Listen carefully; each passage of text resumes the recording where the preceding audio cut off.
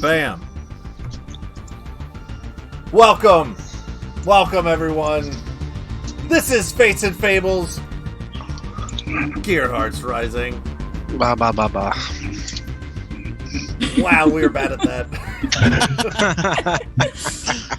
When you move I even gave like a pause for what was okay. We're live here on a Tuesday evening. We got some D&D to play. We got some real quick intros to do. We have a player back. We're also missing a player for reasons which I'll get to in a little bit when it gets to the recap. But first, take us away, Nick. Alright. Hi, I'm Nick. I play Bolt, who is in a Vault Buster, angry and ready to turn this tower asunder. Alright. Buster asunder. Okay. Not bad. Okay. Hi, I'm Cody, and I play, jeez, it's been so long. I play Freylas Akra, who may or may not actually be Veyron, who is here now, finally. And, honestly, I'm looking forward to the rise to this occasion. But you are Cody. You got that part. No, hey, you did it! Super belated after I said rise. Later, but you did it.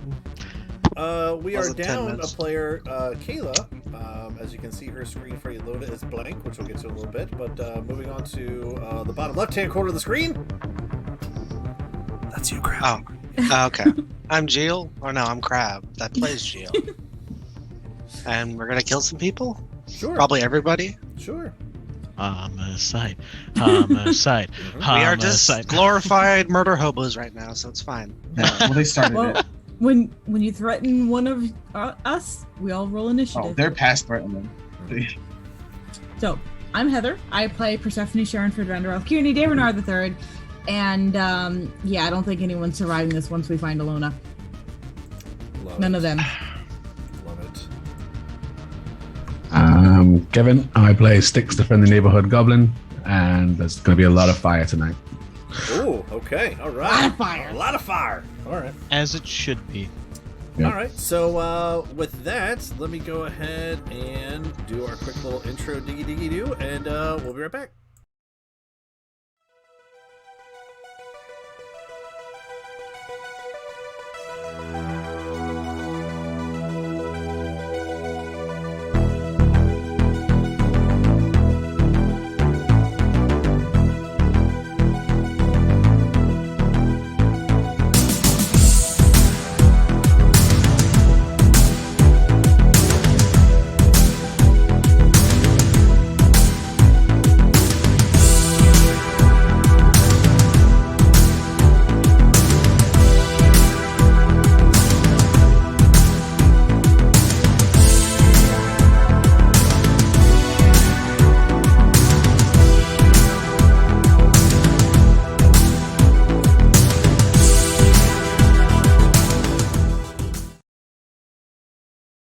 Oh, welcome back. Here we are.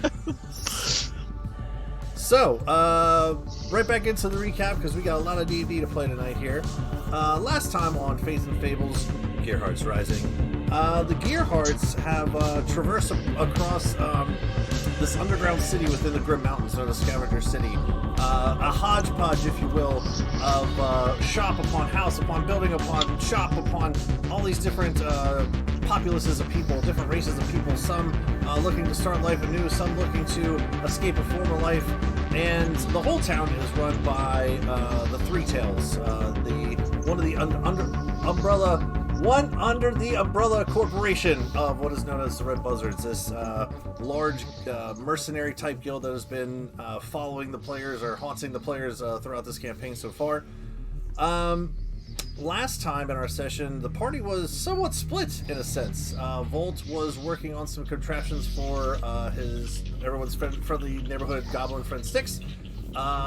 Frey and Percy and Jill had actually traversed off into the local bar to try to not only persuade some recent allies known as the Dingus Boys to help them with the Three Tails, but also found that the tavern had a bot fight ring in the middle of it, and were placing some bets on some of the fights during their conversations. And last but not least, the artificer of the group, Ilona, had traversed to the Three Tails headquarters tower alone to not only scope the place out, but maybe try to gather some intel for their excursion later on that evening when they were to meet up with Thurgood, the wizard, who they had recently turned against the Three Tails organization. Air quotes.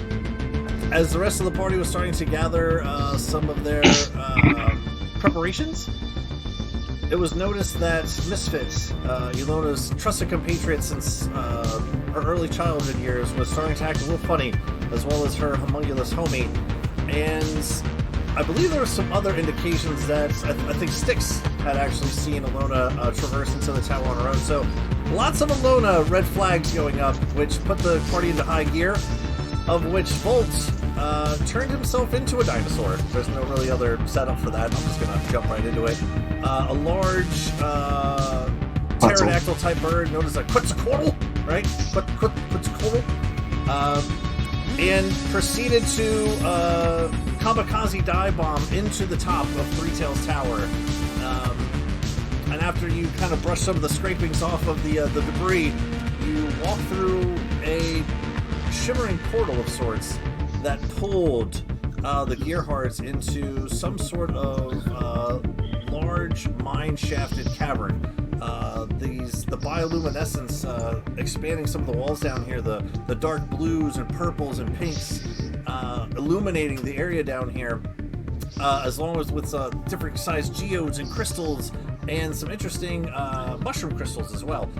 And as you started to traverse down some of the tunnels, you heard a rumbling across a bridge to the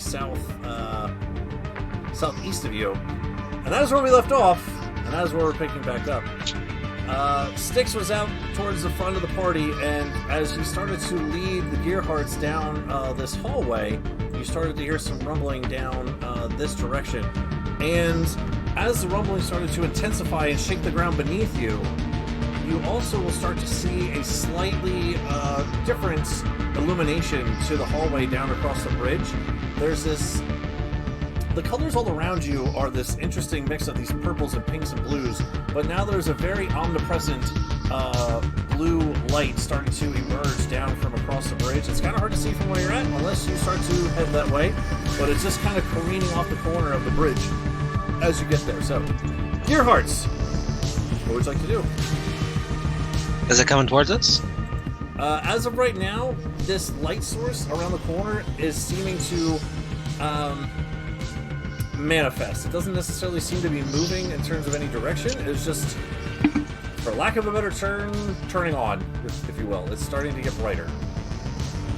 But it doesn't seem to be jostulating or moving or anything like that. It's just getting brighter, if you will.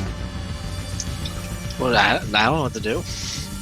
The rumbling is also starting to intensify as well as you all stand there. Should we be concerned about that? Probably. Alright, well, where the fuck are we going? Can I see any indication that the bridge or any other part of the tower is unstable? Or trapped? If you get up closer to it, you can. Okay. Okay. Over here a little bit. Alright, as you guys careen around there, you'll be able to see what the light source is coming from across the bridge.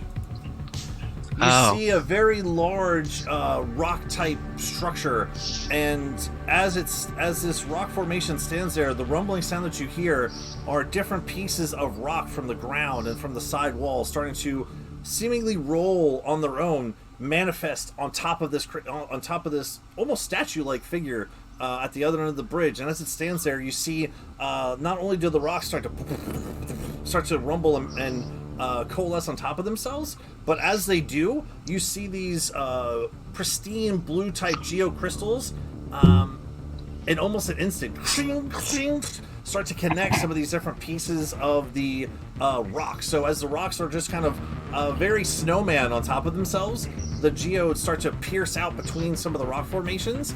And as it stands at the other end, and Percy, go ahead and roll an investigation check for the bridge. As you stand there and start to kind of look over the bridge's, what were you looking for? How stable it was, the stability of the bridge itself. You look up and you can see this Not the 9. other. A 9. Annoying. Not 1. Oh, wonderful. Yes, Bolt. Can I tell if it's magical? From where you're at, you see Percy kneeling on the bridge, and Styx is going around the corner. You'd have to move. If I lean up, I'm taller than everyone now. I'm gonna lean over and just look over the edge. Once you kind of look over the side of the bridge, you can see all of you now would be able to see the creature at the other end standing there. All right, so we fighting that to get through it, or are we going around? If it's magical, I can try to turn it off. Well, if it's here, that means that that's probably the right way that we need to go. They want to stop us from going the correct way. So should I try to turn it off first, and then if not, we punch it? All right. Yeah. I'm gonna try to cast a spell magic on it. Oh, okay. Yeah, go ahead and roll. What is a roll or anything? Or? I have to roll, and if I have to beat the spell level that was cast. Oh, okay. Go ahead and roll an Arcana check. Oh, well, can I keep that roll? Because that was good. Whatever it was, sure. Whatever you I want. rolled a 16 plus 8, so it'd be 26. No, 24. As you stare down to look at the other end of the corridor here across this bridge, and for any of you that are like Styx and Percy, you'd actually be able to see a little better. As you're inspecting this bridge and look down, it is vast darkness. There seems to be, from where you are anyway, no depth to how deep down this pit goes below the bridge. With that roll, you would be able to tell that just looking at the formation of it and everything, you didn't necessarily see anything cast, but at your first kind of gut reaction, it doesn't look like there's any magical presence to it for you to dispel, if that makes sense. So that's a natural rock monster. All right, punching it is. I so can with do that, that. With that, you wouldn't have to cast a spell magic if you don't want to, knowing Cool. that it's not No, I'm magical. good. Yeah. Well, not. All right, no, my gun's already out, so I guess we'll start attacking. Yep. Okay. Is it aggressive at all? Blocking our way. I mean, as far as you can tell, it's just standing there. All right, everyone, line up and attack. It's not moving, so might as well just line up something and then shoot at the same time. Yeah. All right, Kyle, from this spot here, would I be able to see on the bridge? If I go to the edge? No, I think it's a tunnel. This is a whole tunnel that you're in right there. Okay. You know, Jill, I admire your optimism, you? but I'm pretty sure as soon as we get close, it's going to start trying to fight. So I'll throw a javelin Oh, at it hold when on. everyone else is ready. Styx, are you able to go to the wall? Onto the wall. So as you guys come around the Possible. side of this tunnel, if you look off to the right, it does open up into this vast expanse around you. So again, there's as you come around here, the tunnel opens up for across this bridge. And for anyone who's looking, if you were to make your way across the bridge, it does look like it goes back into some sort of tunnel system. So in this particular area, it is vastly open up top and vastly open down below. Going back across this way, it goes back into tunnel. So you're kind of opening up into this open You bridge said here. And you said the bridge below the bridge is just nothingness of nothing. Yes. Cool. Okay, so I have one plan if you guys want to let me try it, and then we'll see if it works. Frey, Sorry, no, you I don't guys. think I cast any spells or anything for you. okay. You just been walking So- around so far. So it's up to you guys. So this thing's not attacking us, correct? It's just staring at Not us right now. angrily. It's Angrily? a sentry. Let's just get out of the way and check that area. Should we look around first before we go this way? Because if we can get through, I think we need to hurry as fast as possible. Yeah. Yes, but if they have a sentry, that means that that's where they don't want us to be. All right, I'll get a javelin ready. I can make it easier to hit, assuming I hit. Well, I'm gonna try to pull it into the hole. I mean, all right, you can try that first. I don't know if it's gonna work though. What would you try? I'll So do I'm it. gonna- Do it. Just do okay, it. action, Let's get this going. action, levitate on myself. I'm gonna go over here. I'm gonna float above the nothingness, and then I'm gonna do lightning lasso. Lightning lure. I'm sorry. So it needs to make a Nice. strength save. Oh, okay. Okay. A lightning. You said a strength saving throw. Yeah. Okay. It's really good at strength, right? Yeah. So I said I don't know if it's gonna work or not. It rolled a 22. Yeah. Okay. So it's fine. So it doesn't go anywhere. Okay. Yeah. I'd chuck a javelin at it then. Okay. Yeah, So when Hex and Eldritch Blast. Bolt, as you come around the corner and start to levitate there, the rock creature, like, visually watches you, kind of just turns its head, but it doesn't do anything. As you start to coalesce this lightning in your hand and throw it over and whip into it, you see the crystallized eyes of it start to glow and a flash. And as you pull back your lightning whip, all the crystals on the creature, those blue pristine crystals, start to light up. And now I need everyone to roll initiative. Damn. Oh no. Let me pull up the thing real quick. Oh no. Before anyone gets Made it angry. Is it up? Yep, you can go ahead now. Alright, 1 sec. Right, I actually have my dice here. Joy. Yeah. I should just roll my dice, but it's so much easier just using that roll. Well, the initiative tracker, you always need to roll an initiative there, but everything else. Yeah, this is the only time I roll in Roll20. Yeah. Well, I shall be going last. That's good. Unless he rolled a 1 with a negative modifier, you don't know. You don't know. It's possible. You know! It would have been nice if you rolled that low before. Okay, so with that, Frey, you see Volt kind of careen around the outside, again levitate over the side of the bridge, hits it with the lightning lure. It doesn't seem to do anything physically to it, but you do, from where you are, you'd be able to see, now that you have activated it,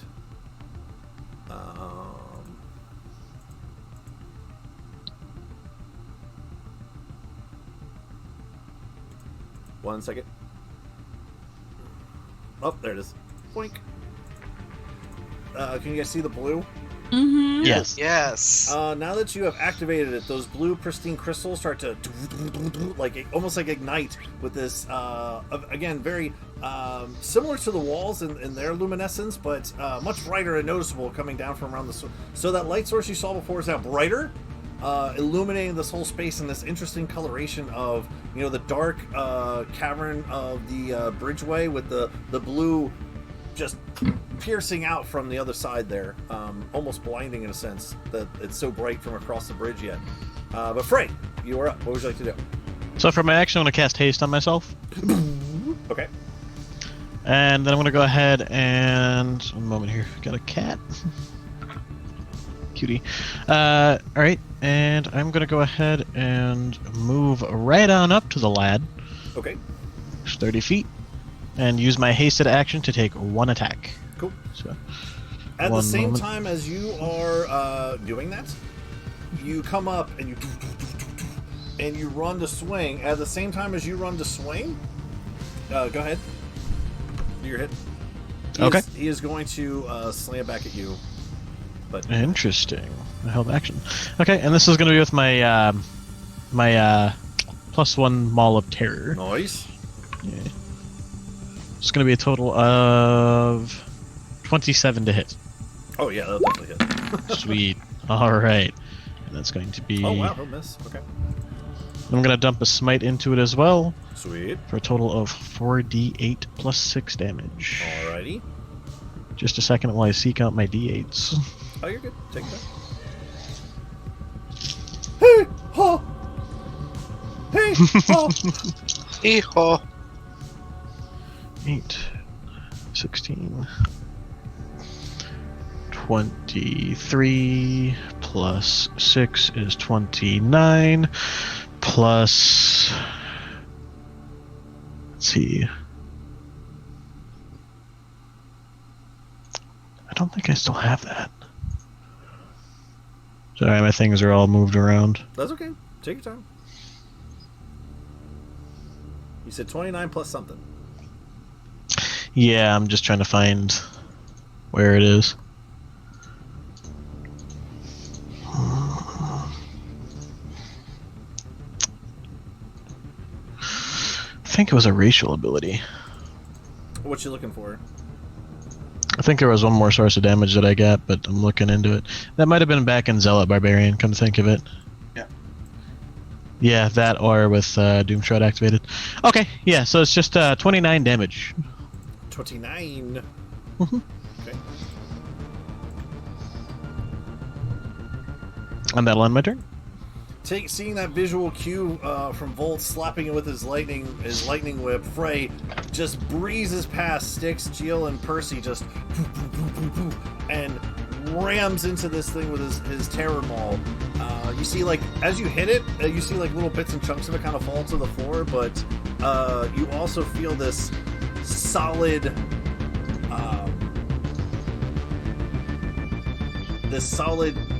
chunk hit when you hit it with your hammer. Right? Solid contact, if you will. Okay. You said that's your turn? Yeah, that's my turn. Alright, cool. Over to Percy. Did I take damage or something? No, he missed you. Okay. You missed. Yeah, Macy's 20 with haste, so. So I'm going to shoot him. What are my special ones?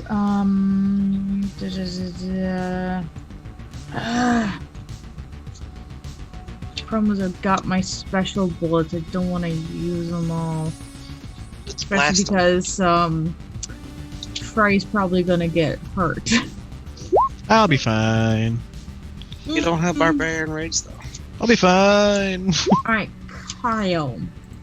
The Heather. skipper bullets, because we didn't really get a chance to discuss that.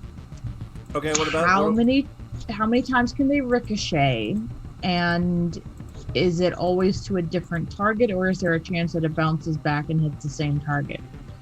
Oh, the ricochet bullets? Okay, alright, yeah, we didn't discuss that. So, with the ricochet bullets, kind of think of them as the,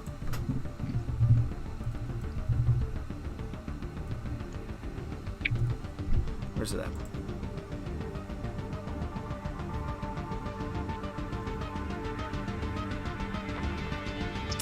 That's not it.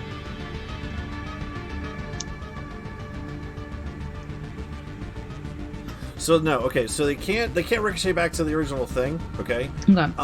But think of them like the there it is, that's what I was looking for.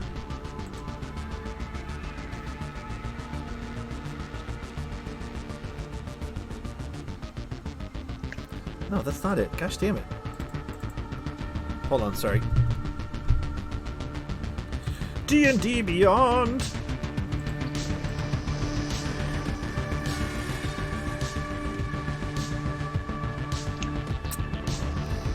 Do do do do do do do do.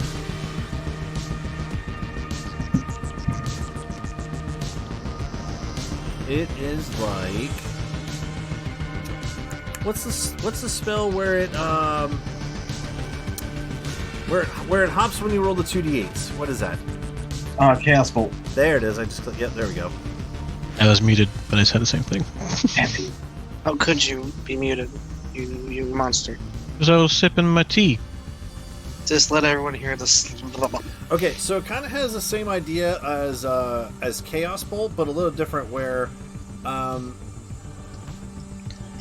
you know, it like kind of like jumps from person to person, right? So it like ricochets. Okay, think of it.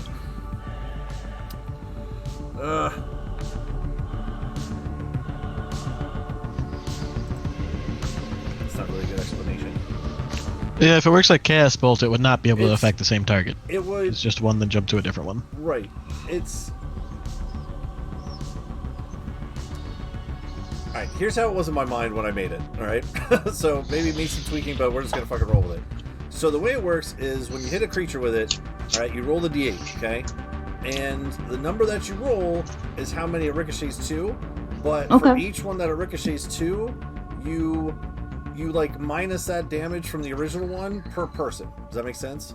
So like, let's say you roll 12 damage and then you roll a d8 and you roll a 4. So you can ricochet it to 4 different people, but every time it goes down by 4. So it'd be like 12, 8, 4. Does that make sense? Mm-hmm. So you can have a really great hit where you like where you shoot someone, and let's say you roll a 6 and it ricochets. Now they have to be, I think they have to be within 10 feet of each other. From one person to the next. But kind of think of it that way. So let's say you roll 15 damage and you roll a 3. You can ricochet to 3 people. They have to be within 10 feet of each other, and each one it goes down by. First one would be 15, then it'd be 12, then it'd be 9. Yep. Mm-hmm. Okay. So it's pretty cool if you roll really high, and also not that many people, but if you roll high and a lot of people, so it's like you can affect a little bit of people a lot, or a lot of bit of people a little. Does that make sense? Mm-hmm. All right, cool. Okay. But no, it does not ricochet back to the same person. It kind of like keeps crackling like a bolt of lightning kind of thing. If the amount of damage in the later ones gets under, if it reaches 0. It's just, that's it then. Okay. So even though it technically hit others, I'm not really hitting them. Right. Which is kind of the plus bonus of it, where if you roll really low, but you hit a lot of people, well, it's like, you know, yeah, it'll eventually wear itself out kind of thing. But yes. Okay. Okay. The answer to your first question is no, you can't ricochet it back towards the same target. That's go somewhere else. But I picked the other targets. Mm-hmm. Okay, cool. Well, that'd be a waste right now with one target. So I'm gonna take out, how many of these do I have? I have 2 acid grenades left. I'm gonna pull out one of them. Okay. And then one of my electric ones too. Since I get 2 attacks, and I'm going to lob them. I want to lob them together, since we know that increases. And I want to lob it behind the elemental, the rock monster, so that Frey is not hurt in this. Okay. I like it. Okay. All right. So I think he needs to roll some dex saves for that. Mm-hmm. Mm-hmm. All right. And then hopefully it's really low. All right. It's so you're throwing which 2? The acid and the electric. Since acid conducts electricity. Yep. Okay. I need to make more acid ones. I guess I'll make 1. Well, I guess technically is 2 things, which is weird to think of it that way, but we'll go with it. Doesn't matter. He failed both anyway. Okay. Cool. Because it's a 15. I'm pretty sure he's not very dexterous. Nope. Okay, so go ahead and roll your damage, and I think last time, did I add... What did I add last time? 2 or 3 to the roll, magnifying off of each other? I'm seeing if I wrote it down, because I might have. I want to say it was 2.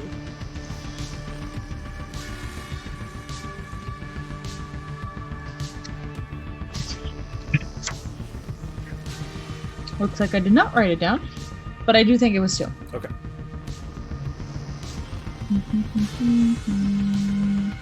5d6, 76, 1. I can go back and watch it, and then I'll know for sure.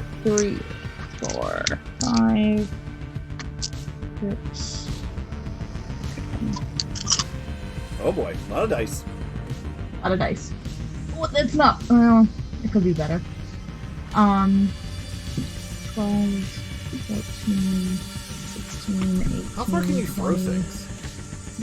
2.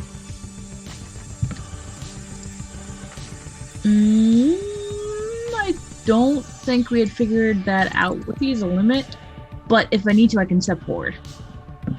Yeah, I would say you want to probably step forward about 10 feet onto the bridge-ish, just to get it where you want to go, because where you're at, there you go, cool. Yep, now you can get it where you want. Cool. Most of these were 2s. It's disgusting. That's awesome. I love it. 14, 16, 18, 20, 22. 22? Okay. Yep. So Frey, as you run up and start, smashing into this creature, you just see these 2 little canisters kind of go off into the darkness behind you. There's a little that blue light of coming off the creature emanates off of these and kind of flickers off them as they roll behind. As it does, you hear this clink, clink, and this acid splashes out. And as it does, the lightning uses it as a catalyst to go through the liquid form of the explosion and just splashes off against the back of this creature. It just starts to grunt and gravel as this grenade explodes. Grenade explodes off behind it. Fuck. All right, cool. Anything else you'd like to do? Just say, we should hurry this up. I don't think we have time to really meddle with this. That's it. Gotcha.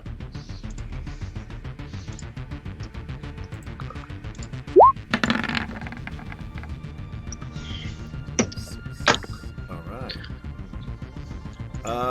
That will take us over to Volt. Cool. Okay. So I want to push myself forward. Oop, I want to push myself floating above him to get here. If that's possible. Is he as high as the ceiling is? So this is a large creature, pretty tall. He fills up most of the entrance to this. It's probably about a 20-foot tall entrance on both sides, and he's about 15 foot tall. So I want to go above him. You could do it.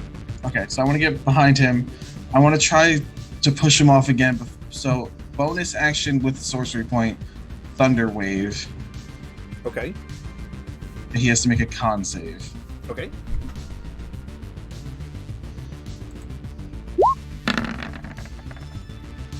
Uh, 16? I'm sorry, 18. Sorry.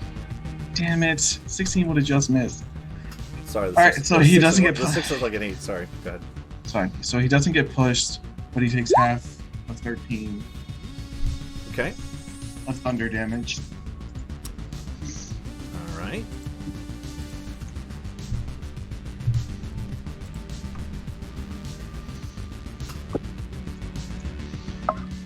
Okay. So as you float over behind the creature, Frey, you see those 2 canisters go over, and then a moment later you see Bolt just kind of like float over as well. And as you, I'm sorry, that wasn't the rest of your turn. I'm sorry, you still have an action. Or was that? Or Yeah. That was your action? No, that was my bonus action. So as my action, I was gonna thunder gauntlet him. 16 plus 8, so 24 to hit. Oh yeah, that'll definitely hit. Sorry, I forgot you still had your action. So that's for 9 points of damage, and he has disadvantage on attacks that aren't. Is it me? Disadvantage on attacks that aren't you. Got it. Okay. So as Volt comes around behind and that was also thunder damage. Thunder. As you what was the first one? Thunder clap. Thunder wave. Thunder wave. As you take your hands in your Hulk, you're still in your Hulkbuster outfit, right? Yeah. And you put your pulsators out forward, and erupts with that thunder. The whole cave around you, as that thunder explodes and vibrates in this cavern, you all hear this echoing sound of the thunder bellowing and just exploding out from all the crystals around you. I need everyone to make a Constitution saving throw. In the blue circle or everybody? Oh, everybody. Wow. And as is, Volt is the only one who gets +3 to his save. So Constitution?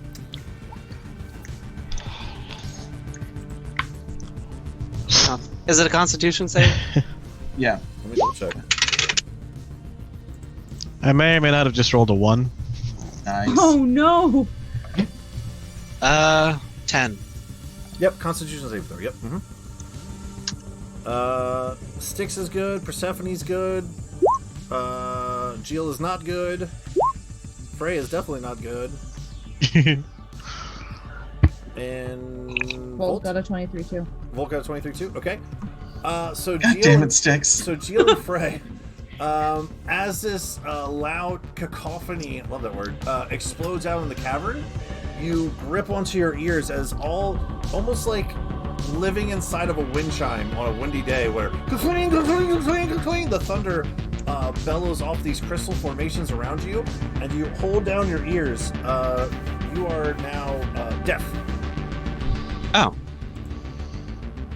Alright. Until I say so. Okay. So deaf, alright. You're deaf. Your I need to make a note your of that. ears start to ring as you let go. You hear this ringing sound all around you. You can still see everything going on. But like from this moment on, like you heard Percy say, "We should make this quick," and then and the whole cavern explodes around you. Volt, you're up. I'm sorry, Styx, you're up. That was Volt's turn. Bonus action Hex, disadvantage on strength checks, and Eldritch Blast because it's getting cramped over there. Okay. I can't hear him say that. Nope. Nope. It almost kind of shocks you at first when you see this. You see Styx's Eldritch Blast float past you. You didn't even know it was coming. Well, That's 22 on the first hit. Okay. and 21 on the second hit. 22 and 21. Okay. Yep. Both hit. There it is. Question. Answer. Being deaf, can you still hear in your mind? Yeah. Because I still have the telepathy on for Yeah, all yeah, of yeah. us. You'd still be able to hear that. Yeah. That's useful. But they both hear that kind of like ringing sound in there in terms of the deafness. But yeah, you'd still be able to mentally talk to each other, sure. 22, 31 points of damage to it total. Woo! All right. So again, you guys can still talk to each other, but Frey, as you're watching all this happen in front of you, as you start to pull back for your next swing, now you just see more of these blasts hit into the creature, and it's a little weird how, you see this force damage from Styx's Eldritch Blast, but you don't actually hear the damage emanate off it as you see like rocks tumble off to the ground. So you staying there, Styx, or moving, or? Yeah, I'm staying there for now to keep an eye on the other paths. All right. So, on the creature's turn now. He is going to...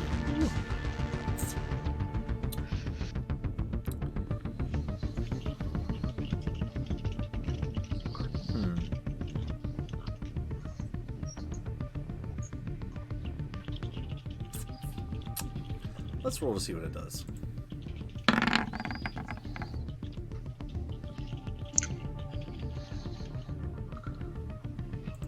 Okay.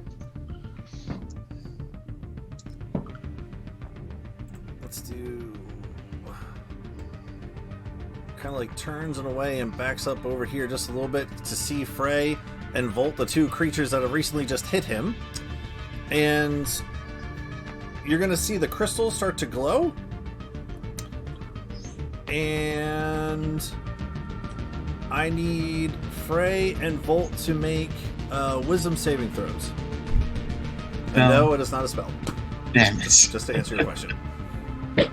Just to help that out. Okay, cool. Frey, do I still get your aura, right? Yes, you do. And I rolled a 25. Okay. 22 Nice. with Okay. Frey's help. Cool. You're both good. With that, as the crystals start to glow, you feel this weird sort of sensation in your mind that you both shake off, but initially you felt very groggy and kind of lightheaded for a minute. Your wisdom, you focus into your mind and force it out. So you do not take the effects of what the creature was doing, but it will still make an attack at both of you because you're both right there and both mean. Disadvantage on Frey. Yep. So to Frey, it's an 18. And to Volt, it's a 25. Nice. Damn it, even shield won't help with that. Okay, cool. Yeah. You take 19 points of bludgeoning as it takes its one hand, slams down towards Frey, misses completely, slams into the rock below, and then takes its left hand and slams into the Volt Buster, right into like the lower kind of abdomen area. As this is going on,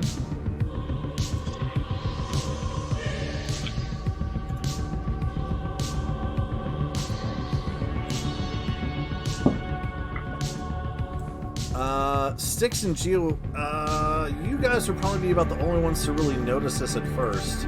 Is it based on sound? Because then I won't notice it. No, it's actually based more off of, which I appreciate you saying. Yeah, Styx will hear and feel.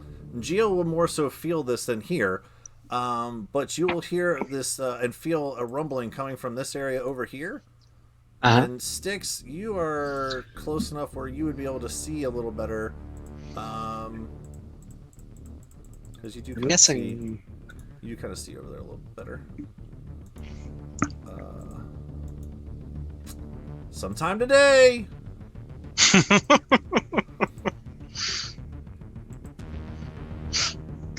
I'm going to make assumptions in my brain. Oh yeah, there we go. You will see off to the side here, seemingly coming out of the wall. There's these rocks that start to fall down onto the ground, and as the rocks start to fall onto the ground, they start to roll on top of each other and as they roll on top of each other, start to coalesce together, again making this kind of like rock formation snowman, you see these kind of almost reddish pink crystals come out, much like with the blue one down below. And as it does, you see this bright purple explosion of light source come out from behind you. And as you look behind, you see another one of these creatures come out from the wall here. What the hell is this movement speed? Please be slow. 2, 3. And it comes right up towards Styx. This is the first thing it sees. Just Hear that? Styx isn't a person, he's a thing. Yep. he's a person. Damn it. You're the one who said the first thing he sees. And I actually need Styx and Geel to make wisdom saving throws. Wisdom, where are you? Right there, oh god. Alright, Red One, I know you awesome, but you went in there for a bit. 8. All right, 6 is good. Geel, as the ringing sound takes over in your brain, you're still kind of looking around trying to get your bearings. You can still see everything fine, but as you're standing there and your ears start to ring, you feel the ground shake below you and kind of piecing all together. You can't necessarily see the creature right away, but you know that the rumbling's coming down there. Now it feels like it's coming from behind you.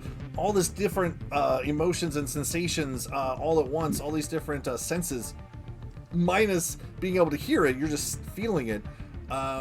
There's this presence that takes over your mind, and as you try to will it out, it takes over, and this groggy kind of sensation comes over you as you are affected by slow.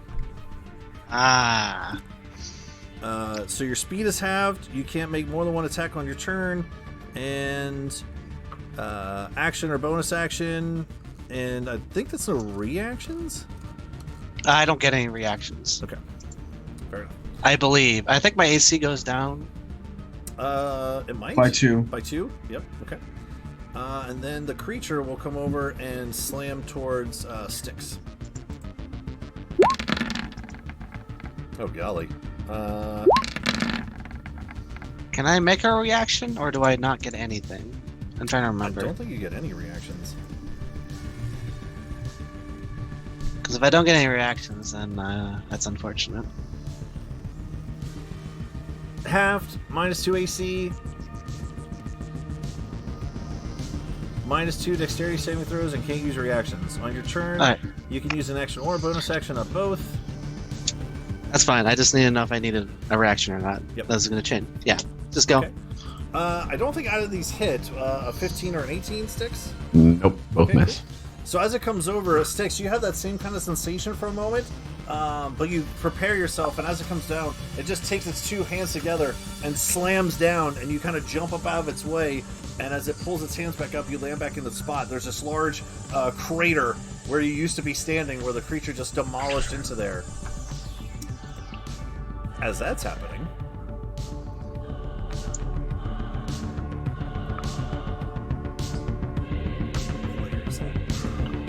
Oh, another one?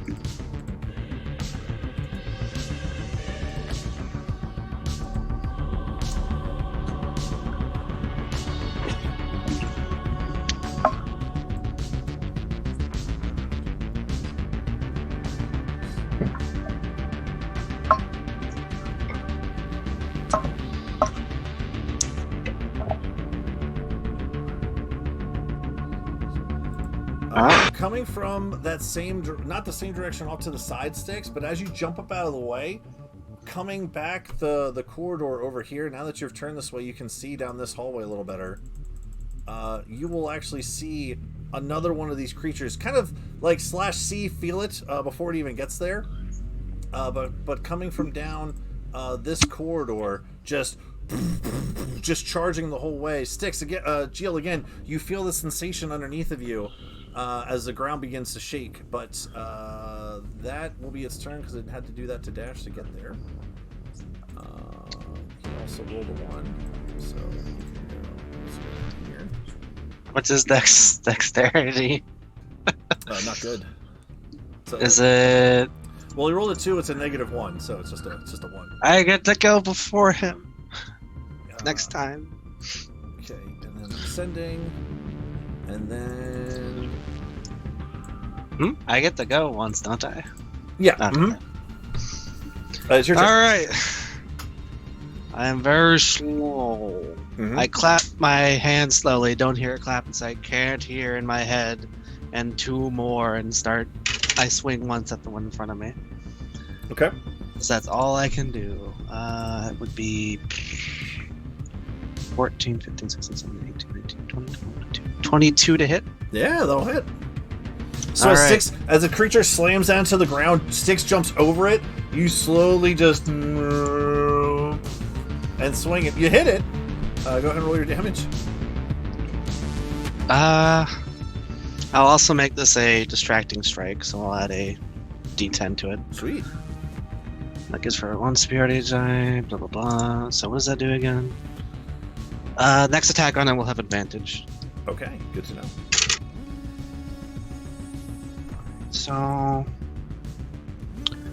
5, 6, 7, 8, 9. So 9, 10, 11, 12, 13, 14, 15. 15 points. 15 damage. points of slashing damage. Nice, dude. And that's all I can do. Okay. Oh, did I make a saving throw? At the end of your turn, you can go ahead and make that wisdom save again. No good. Oh, you're good? No, I got Oh, 7. Okay, you're not good. Okay. Slow Yeah. is still in effect. So this very slow-mo strike as you swing, hit it, continue to swing around, sticks in fast motion, jumps up, comes back down in the spot where the thing... All this is happening, but this slow-moving slash comes through. And the creature is bellowing down towards you folks. Frey! You are up. Alrighty. I need So, you at the start of your turn to make a wisdom saving throw, please. okay, that is a 21. You're good. Okay, continue. I am very concerned by that. But also, gonna go ahead and this time, let's do 2 swings of the Terra Maul against the big boy here. Ooh. First roll to hit is going to be 14. That does not hit, unfortunately. And the second roll to hit will be much better, 29. That definitely hits. All right. Both ends of the spectrum there. Okay. Yeah, right. I rolled a 4 and then a 19. And I'm gonna go ahead and drop a second level smite into that. Well, Okay. Oh, no, I'll stick with first level. okay. Alrighty.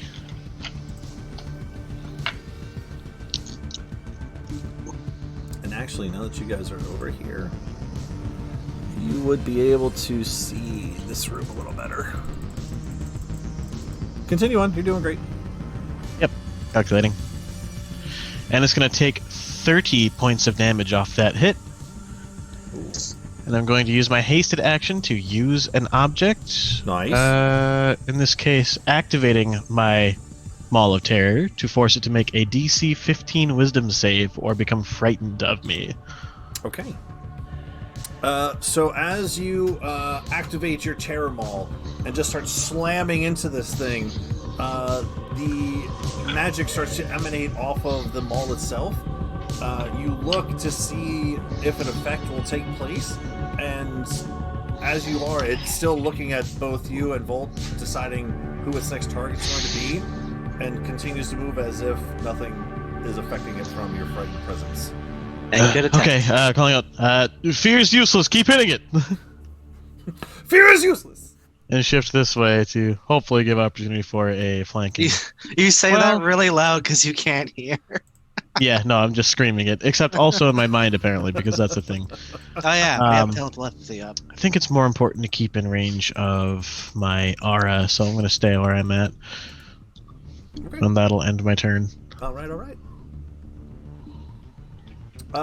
You can roll a Constitution save at the end of your turn. Oh, and Geel, you can actually roll a Constitution save too. Sorry. Oh. Okay, yes. No. You are still That deaf. is going to No. be 21. All my You are no dice longer are deaf. So as you're screaming that out Hell loud yeah. at the very end, you're like, I didn't know I was screaming. I'm sorry. As your voice starts to come back, your inner You can monologue talk in and your outward. head. Yeah. Yeah. All my Talking in his dice are head, but he failing says it out tonight. loud at the same time. It's very confusing. Lots of sentences. I'm not going on. used to this. I'm sorry. If I fail on this next die, I'm gonna have to shake all my dice and pick out one I think will be good. Once I shake all the bad luck out of them. Fair enough. Uh, It is kind of backed up against the wall. You might be able to get on the side of it to give some sort of advantage. Perhaps, maybe. You're not sure, but maybe if you swoop over there. Percy, you're up. Okay, looking over the side, because this is a bridge where we can look over the side, right? Oh yeah. Definitely. Okay. Does it look like it's just a blanket of darkness just below, or is it that it goes into darkness below? Like, is there depth to the darkness? Unless you wanted to roll your passive perception in the heat of this moment right now, it just looks like a bottomless pit. Okay. I just wanted to see if there was like a layer that I'd be going through, but I want to shoot the grappling hook at the one on the bridge, pull out my surfboard, Okay. and fly it over and down, trying to use the engine to pull the golem or whatever off. Interesting. good luck. Okay. Sure. Let's take that in stride. Go ahead and roll to hit first, because you gotta hit it. You gotta shoot it.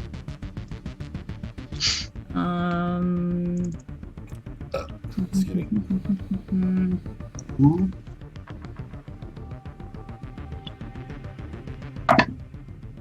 Oh, nat 17 plus dex plus proficiency, so 25. Okay, that'll definitely hit. And so you want to shoot your grappling hook, and as you do, it wraps around one of the arms, the left arm there, of the creature. You want to pull out your surfboard and swing yourself down. Yep. And with the surfboard, use that to propel myself down, pulling it off, hopefully. Okay, all right. Because I'm not strong enough, but the engine might be. I'll give you a little bit of a bonus to that since you're going to use your contraption with it. Go ahead and roll. Still got to roll it'd still be a strength check. Go ahead and roll athletics Okay. and add. I'll say you can add 5 to the roll. Okay, good. Two Because reasons. it's One, a because 0, so. Well, one, because you're pulling, and 2, because you're pulling down and gonna try to use the weight. So I'll give you a little bit of a bonus for that. Sure. Okay. I like the creativity of that. And he has to make a strength, athletics check against yours. Oh, not 17 again, so 22. Because my strength in athletics is a 0. Okay, so, okay. Did it work? Did it work? So as you shoot your grappling hook, and it wraps around the arm, you pull out your surfboard, jump on, and holding on for all intents and purposes, dear life to this thing, you take your surfboard up and over the side. Which direction are you going? This side I'm closest to, so this side. Okay. What is your movement speed? With the surf. Let me look. Where is it? No, we wrote it down somewhere.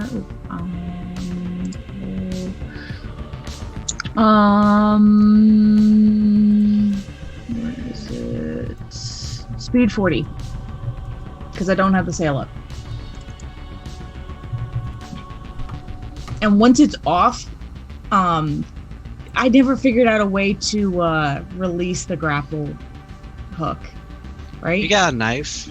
Well, I was wanting to rig it so that I could make the grappling hook part collapse, so that it would release off of whatever it was hooked on. But yeah, I'm gonna cut it if I don't What's your have speed? that. On the glider, it's 40. So with the hex, he actually has disadvantage on his athletics check, right? Yep. And so, which is very funny because he rolled a natural 20 And then and then a natural 1. So I will say, yeah, I mean, it's like a loose leaf grapple here, but I mean, for all intents and purposes, I'll say that you can pull him Like 1, 2, 3. I'll say you get them probably to the very edge because it's half your movement speed to pull something, whether you're grappling it or whatever, right? So as it I was latches gonna like on, be over here. you're like and, like, slowly, pull it you're like pulling this thing, and you initially pull it over and start pulling over to the side and pulling, and are you going like outwards or like downwards? Yeah, so I'm like going straight off the edge and then down. Like straight off the edge and down. Okay, so as you scroll off the edge and start to pull down, Frey and Volt, you see your crystal creature get grappling hooked around the side and kind of looks down at it, very confused. And in that moment of confusion, there's that blue and black swirling hex cloud in front of the creature's eyes. It looks down very confused, and as it does, it gets yanked over in that direction, and it still keeps its balance in terms of standing, but it continues to get pulled and pulled. And as you look at the other end of the tether pulling this creature, you see Percy go off over the side and just down into the darkness. With that one, it is teetering on the edge of the bridge right now. Oh, teetering. It's teetering there.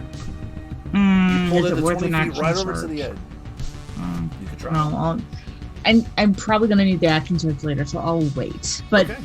mentally, I'm just saying we do not have time for this. And in that moment, you're still like pulling it down, and it's like teetering on the edge as you're starting to pull it. It's like trying to grab onto like different sides, trying to figure out what you're doing there. But that's pretty awesome. Okay, cool. Is that your whole turn? I don't think I have so. a bonus action. I don't think I have a bonus action I can use. Cool. Volt, you're up. Cool. Well, I'm gonna back up one of my sisters. I'm gonna run over here, and I'm just gonna Bolt Buster push this thing right off the edge. Okay. All right. So Come with on. that natural one, whoever did anything to it, I was gonna say would have advantage on since it rolled a 1. So you can roll your athletics with advantage, and he will be rolling his with disadvantage. So that's super fun. Come on, Yay. you got this. Don't fuck up. We need to get 2 more guys dead now. Or Or just just disengage and run. I can't move very fast. True, you are slowed. I can't move fast. You waiting for me, or am I waiting for you? Oh yeah, go ahead. Oh, that's a natural 20 for Oh, it's a 10. Ooh. Nice. So in this moment, as you see this creature starting to get pulled off to the side, and you see Percy go down off, you mentally the machinery twins here, you calculate what your partner's doing. As she goes down over the side, starts to pull it. It's like teetering off to the side. It's actually turned over a bit, looking down towards Percy, trying to grab onto the side. You fly over and take that opportunity to grab onto it and just yeet and just throw it off to the side and let go. I'm assuming. Yeah, I immediately look at Frey for. Thumbs up. Okay, awesome. We're good. And then as Percy, as you pull off to the side, you're yanking it. You see kind of teetering on the edge. All of a sudden, you give it one more yank, and you see it go, and just start flying down in your general direction. Next turn's gonna be cutting it. It starts to go down. What the fuck? Okay, that's fine. I love it. It's all good. Okay, anything else, Volt, on your turn as you Yes. yeet it over the edge? I need to get Gio unslowed because he looks really bad slowed. So we're going to bonus action spell dispel magic on Gio to get rid of the slow. Okay. He gets rid of one ongoing effect. Yeah, so as you yeet him over the side and see Gio a little groggy off to the side, you do notice Gio's still mid-swing. I was like, it's just still really feeling that action moment of slow-mo. Yeah, it would dispel off then. Cool. I'm gonna be like, all right, let's go. Ah! Which finishes off this crazy swing. Alright, cool. So this guy just yeets over the edge. Just because He grows. you're down this direction, I guess it'd be helpful if you could see where you are, which again isn't a lot of nothing. It's just empty. But it does start to go down into the darkness. Styx, you're up. you're surrounded by darkness. Oh my god, if this lands in the main lobby, all the guys are still down there. That'd be funny. That'd be a statement. If it crushed that dwarf, it would be amazing. Kaboom! That would be one issue that we wouldn't have to deal with later. Quickly, me steed. Does that go on my turn? Where is your steed? Oh yeah, it came with us. Where's your guy at? He sent the token to you last week. Yeah. Hold on. Where the hell is it? It's in party info. Campaign images. It's in. Yeah, let's get him in here. Huh? Where would he be? Probably just behind you. Alright.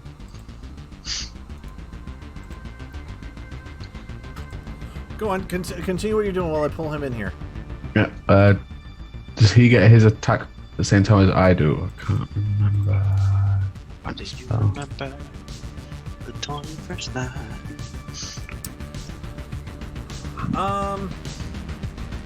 I believe he goes on your initiative, but after you. If that's correct. I think. That's fine. Mentally shout out. We've got 2 more here, and then leap over this one to about here. You have advantage on that first one, by the way. Because I hit him with distracting. Yeah. And then I'm going to bring my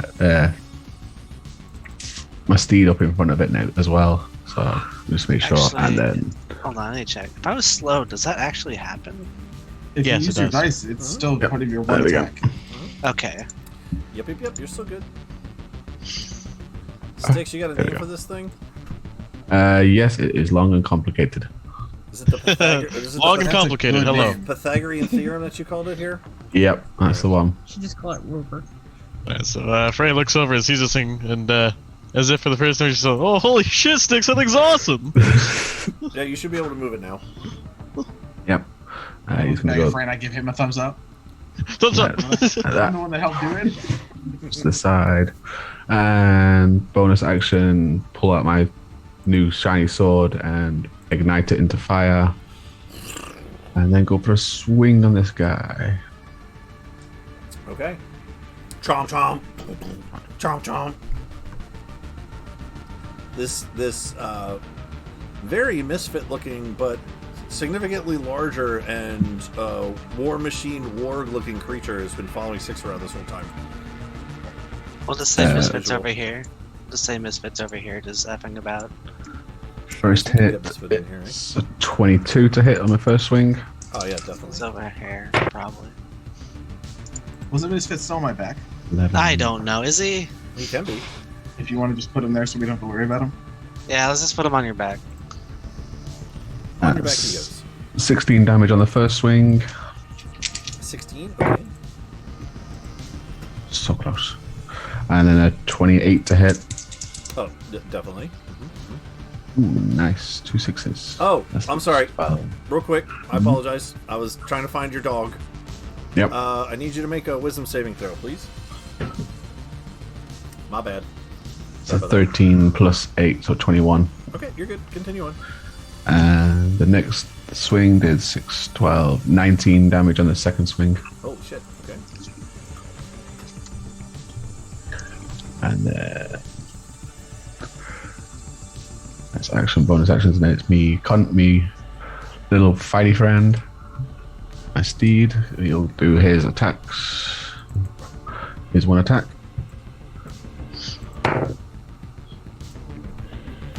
That's 19 plus 5, so 24 to hit. Holy hell. Yeah, that'll hit. And it does 10, 13 piercing damage, and the creature has to do a strength saving throw. Okay. DC 13.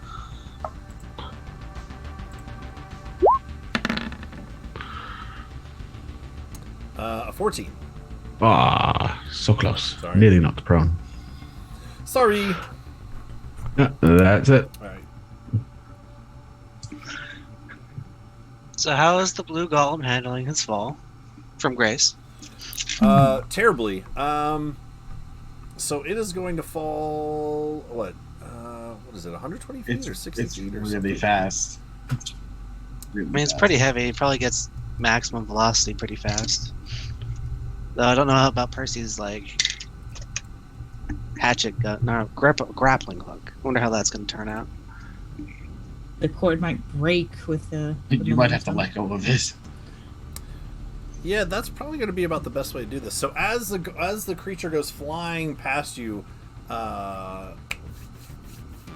it's going to reach very fast speed, very quick. One, because of how high this bridge is above the ground below, which again, it's very far down. You can't see the bottom. But as it starts to woof, just get yeeted off the bridge past you,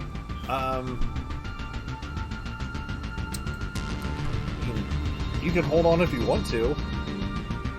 I'm gonna try. Okay. So here's what's gonna happen. I'm guessing you're trying to hold on to your gun and not lose it, right? Yes, if the cord breaks, so be it. If I need, All right. I was prepared to cut the string too.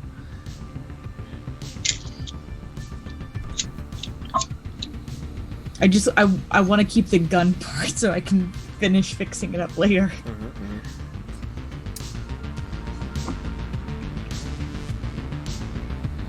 What does that mean? You'd be carrying the rock monster for about a couple seconds if you're able to hold onto the gun. Well, it depends on how. That's what we're gonna do here, because this is a heavy creature. I'm gonna see if this is gonna snap it or not. I was gonna say the sudden shift in the weight might. Go ahead and roll another. Just roll a strength saving throw. Let's just do it that way. You're a fighter. You're good at those. I mean, This is I'm gonna okay at them. since you want to hold on. This is just to see if it breaks or if you go flying with him. 11. Okay, it'll break. That's fine. Okay.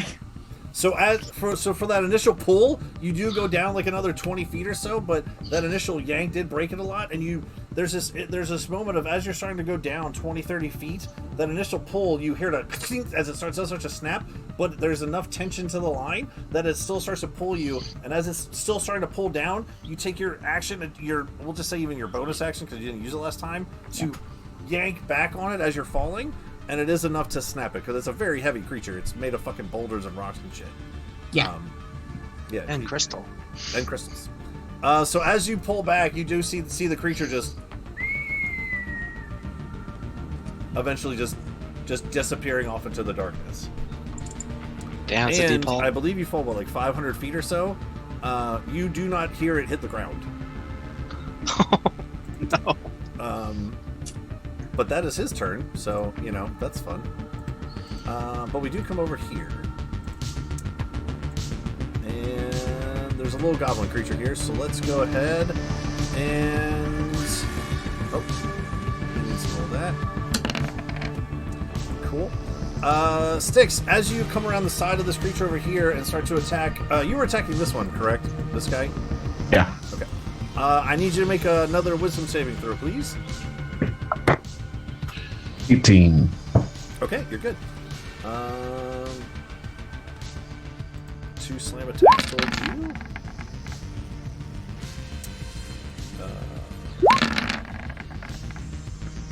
A 19 and a 20. A 20 will hit. 20 will hit? Saving. Yeah. Okay. So you take 17 points of bludgeoning damage as the one hand slams down towards you, and again you use your goblin. I almost said nimbility. Wow, nimbleness. Nimbility. Woo! Wow, you dodge out of the way of the one, but the last creature tried to hit you, tried to do a double axe handle, so you were just expecting one. But as one comes down, you dodge out of the way. You don't see the other hand slam down towards you as it knocks you in for 17 points of bludgeoning damage.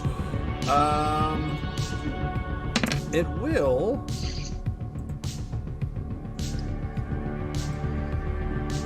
It will stay here, but it's going to kind of try to move over to this position like that. Oof. But Gio, you are up. You are no longer slowed. Well, is there anything I have to make before I do anything? Like a con save or a wisdom save? I will tell you in a moment. Yes. You All need right. to make a wisdom saving throw, please. Oh, that's way better, at least. 14?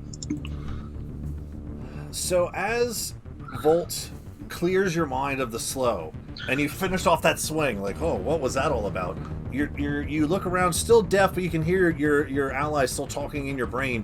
You look around, you see this other one, and as you look towards it, The creature's crystals, as you look at it, emanate this very interesting coloration of like pinks and whites. And as you look at it, it kind of catches you off guard for a moment.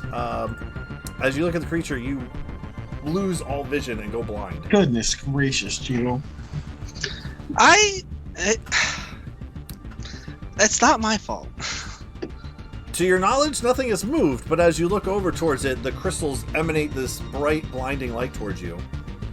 Well, This that's intense light. I will walk forward and bump into it, Okay. and then just like pat it a little bit, find the crystals.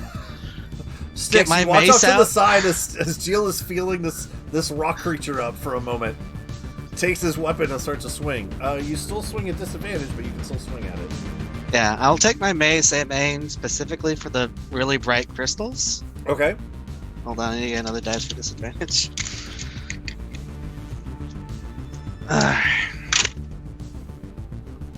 Oh, that's pretty good. 18 plus 8.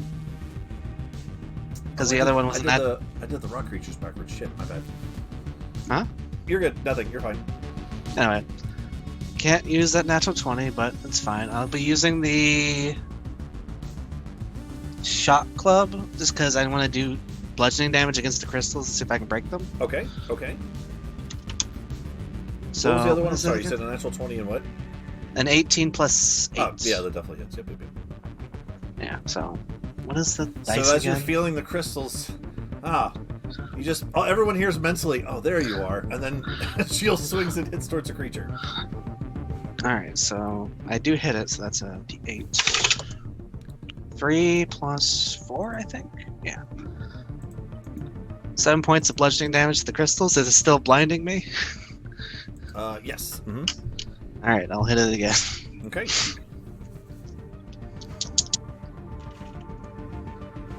Oof. I assume 11 doesn't hit. No, it does not. Alright. I can't use the pole arm hit because I use my mace, so bonus action. I'll bite it. Nice. Yeah.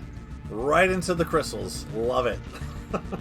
Roll low. You're probably one. the only person Roll here low that can one. test. Just saying. Roll low one. I did roll a 1. Nice. Leave me alone. Fantastic. Oh, no. Fantastic. Now I need to shake the bad luck out of my dice. So, Sticks, as you see Geo feeling this creature up, you see it swing into it with its mace, striking true the one time, and it just, you see Geo with his eyes kind of glazed over, just rear his head back and just chomp into the rock creature. Just for giggles, Geo, roll a d8. So mean, Kyle. That's all 3. he has. 3. You take 3 points of bludgeoning damage from the tooth bite, and you lose 3 teeth. Oof, I'll grow Ooh. back. It's fine. Just blood and teeth just spill out onto the ground as you chomp into this rock creature. Pretty sure alligators- Smiling over towards towards Sticks, there's like a couple missing in the front. I'm sure they grow back. I don't Crooked remember how. crocodile Mm-mm. grin. I think crocodiles grow their Sharks. teeth back. I think. Are you sure? Sharks. Yeah, No. sharks. I'll take a look at biology for a bit. Anyway, that's the end of my turn. Okay.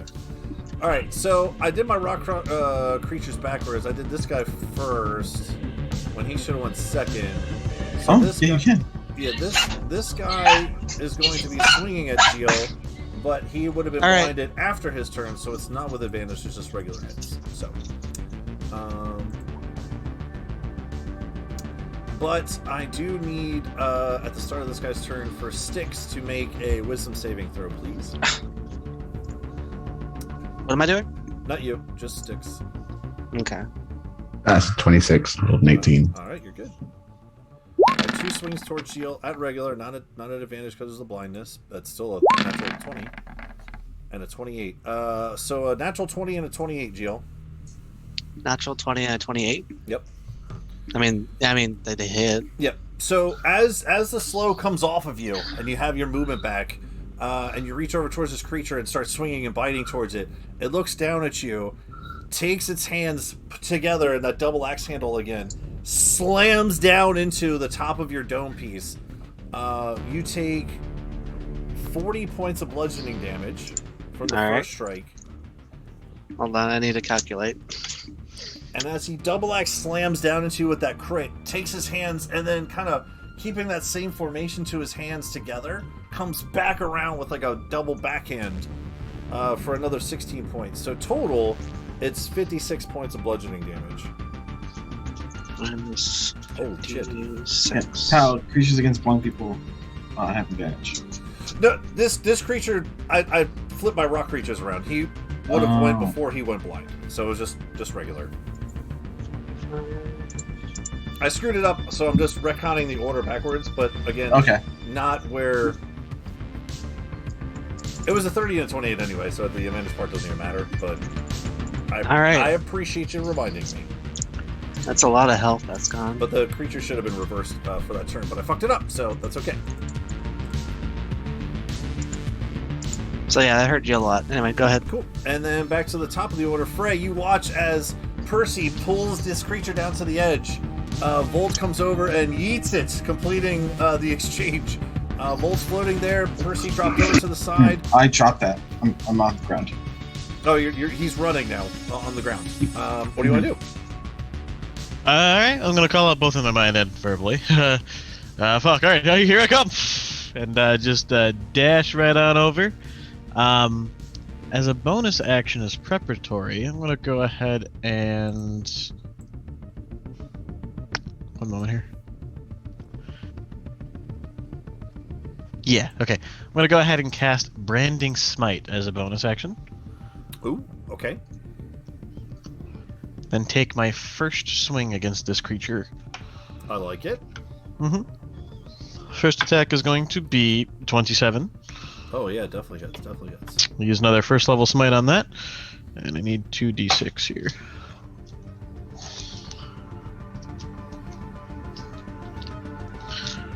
There we go.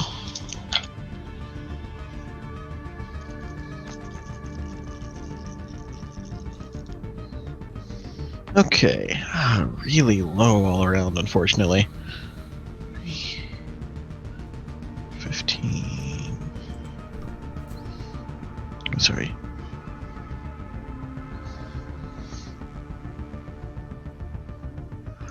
Yeah, it's only going to be 23 points of damage this time around. Okay. Next swing. Natural 1, so it misses. Okay. Fuck me. And my hasted action swing is then going to be 29. Which, Oh, yeah, let's see. I am running low on first levels. I don't exactly have a ton of spell slots in general, so I'll just make this a regular attack. Okay. Can I make a con save for that bear deafness? Yes, at the end of your turn. Yep, that is correct. For an additional 13 points of damage. So that's going to total of 36 damage this turn from me. Damn. And that will end my turn. Fantastic. All right, 17 plus 7. You're good. Finally, not deaf, but I'm still Something blind. about All right. just getting straight up cranked in the head by this creature's double arm axe handle just clears the cobwebs out, and you can hear Frey running off to the side.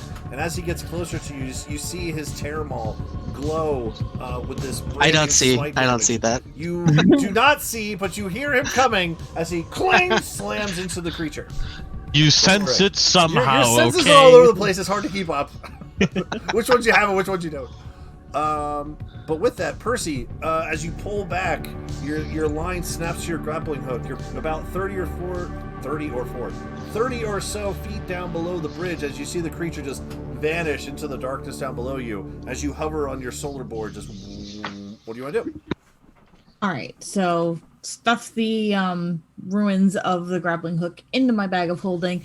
Go under the bridge, up around. I want to give Volt a high five, and then look around and say, "Aren't we leaving? We need to go!" And I'll toss another grenade right about here, wherever it's not going to hit any of them.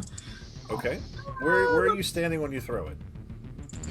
And let's see, I've got 40 feet of movement, 5, 10. Because you're 30 feet down, so you got to come 30 feet back up. Yeah, I figure if I'm coming in at an angle, if I'm 30 feet down, then that's 30 feet.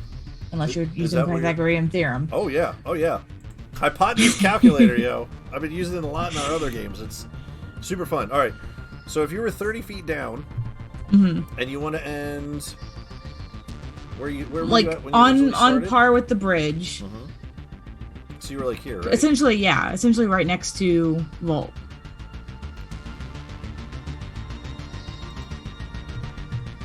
This is why I just go with the longer the due distances, because it's a pain to have to it would be 30 feet to get over there. So you'd still be like off to the side over there like that. Can I throw that far to be right over here, or do I need to get closer? What's that? So you're kind of hovering over off to the side over there. Yeah, but if I want to throw a grenade over here to only hit this guy, do I need to get closer? From here, you technically wouldn't see him, which is why I was saying you might want to be like over on this side. Because over in here, you're kind of in the abyss, and there's a wall here, so you only really see the backside of Frey. Like, you don't even technically see that creature. There's a wall right there where it goes back into that cave. So I'll circle up and then over the bridge to be right there. Can I see it then? So you can see it. Yep. Okay. Then I'll throw it from there. Okay. Can I throw it that far, since we haven't really set up a distance? It's going to be a hard chuck. I'm gonna need you to roll for that one, because again, before it was a little easier because you're just throwing it up over its shoulder, right? The I should have explained that, but yeah, the room tops themselves, like the entranceways, if you will, are 20 feet, and these creatures take up 15. So there is a space, but if you're trying to be that precise with it, yeah, I'm gonna have you roll for that one. Does a 22 work? That's fine. Yep. Okay. Cool. Where do you want to place it at? Like back over here, you said? I think we said that it's a 5-foot radius, so yeah, right about there where it's not going to hit allies, just hit it. It'll just hit the bad guy. And it's going to be a lightning. Ooh, okay. Because it's either that fire or shrapnel, and I don't think any of them do better than anything else. And it's a dex save? Yeah. Nice. Natural 20. Sweet. Still take half or whatever, but high. As you throw it, it kind of like watches it and almost kind of like braces for impact. It's not fast enough to like necessarily move or anything, but like some of the crystal shards on that side kind of cluster over to that area just to embrace for whatever kind of impact may be coming that way. Thematically for a dex save for a large creature like that. 21. Fewer dice and almost as much as last time. 21. So half of that, I guess, would be 10. Yep. Cool. All right. So the creature goes down into the abyss. You come back over, high five Volt, and as you're high fiving with one hand, the other hand's pulling out your grenade, and you chuck it up over the side. Lightning explodes out from behind the creature, sticks. And Frey, you see this lightning blast come out from behind the creature as it like coalesces up over, back around the side across some of the formations of the geode crystals across his chest. Anything else? But other than let's go. Volt. All right. After you high five Percy and she throws a grenade, what would you like to do? I'm gonna go help Geel. I'm gonna run over to Geel. I'm gonna polymorph him into a giant constrictor snake, which has blind sight, so he doesn't care if he can't see. Okay. I am now a snake. I need a snake. A huge. I was gonna say, yeah, it's at least a large. It's a big boy. It's a huge size. Mm-hmm. All right. And I will take a step back for the giant ass thing.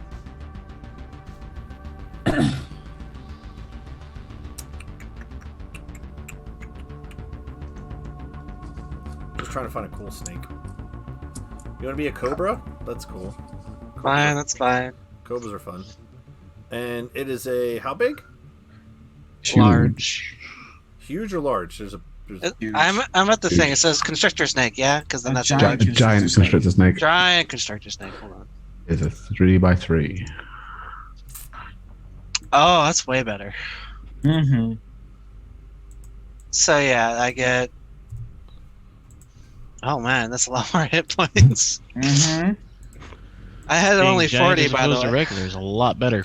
Yeah, I only had like 40 HP left. That Okay. really hurt. I want the head to still be Gio's face, though. Okay, yep. Okay.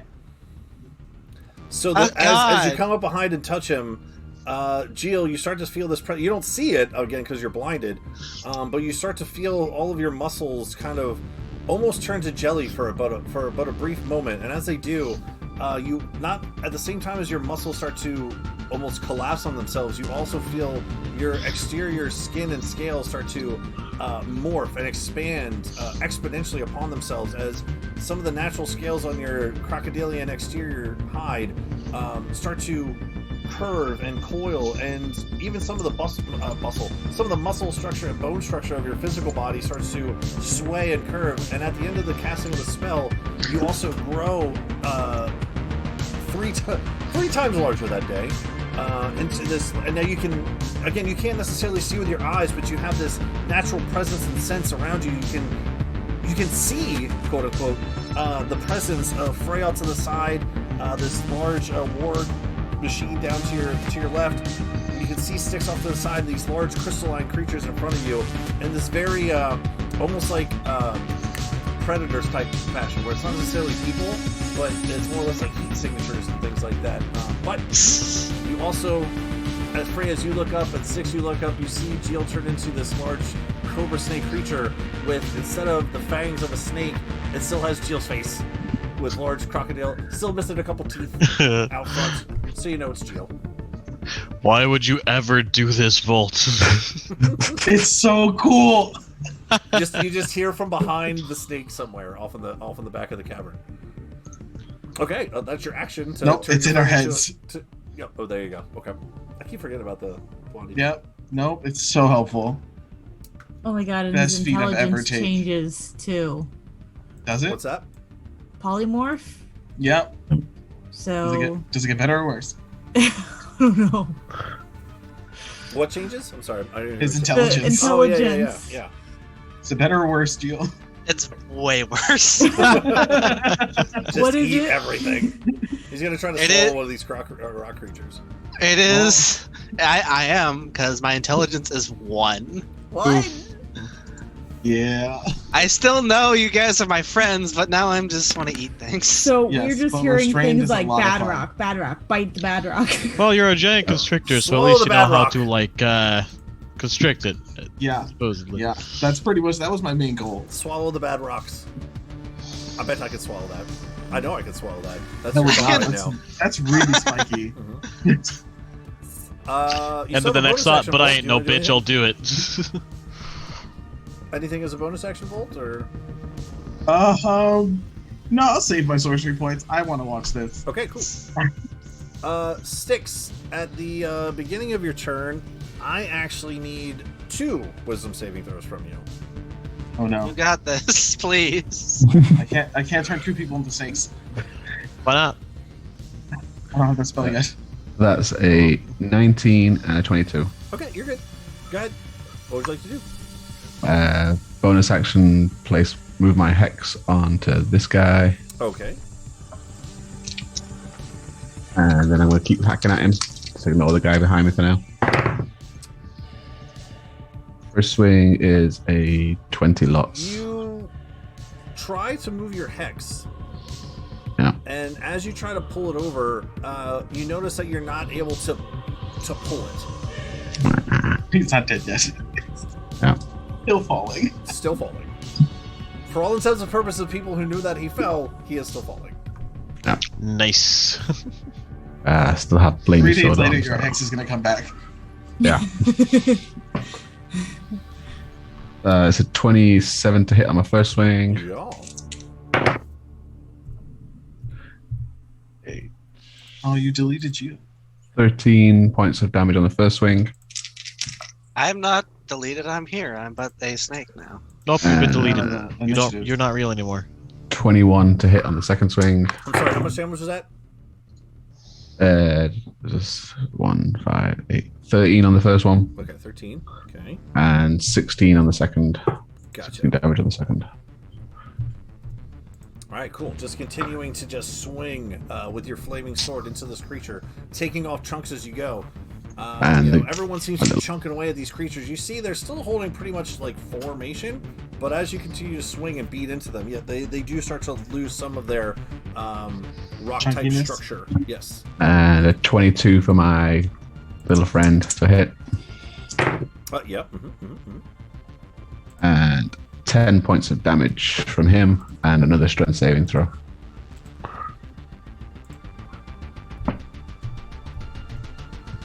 Strength save? Okay. Yep. Oh wow, this just automatically hits. If I hit 24. them. It's fine. I thought there was like a save or something, but no, it just... That's my turn. Okay. You bite and you hold. At the start of... Who is this? That creature's turn. Okay. That is the purple one, remember. All right, yep. So I need Styx, Frey, the snake,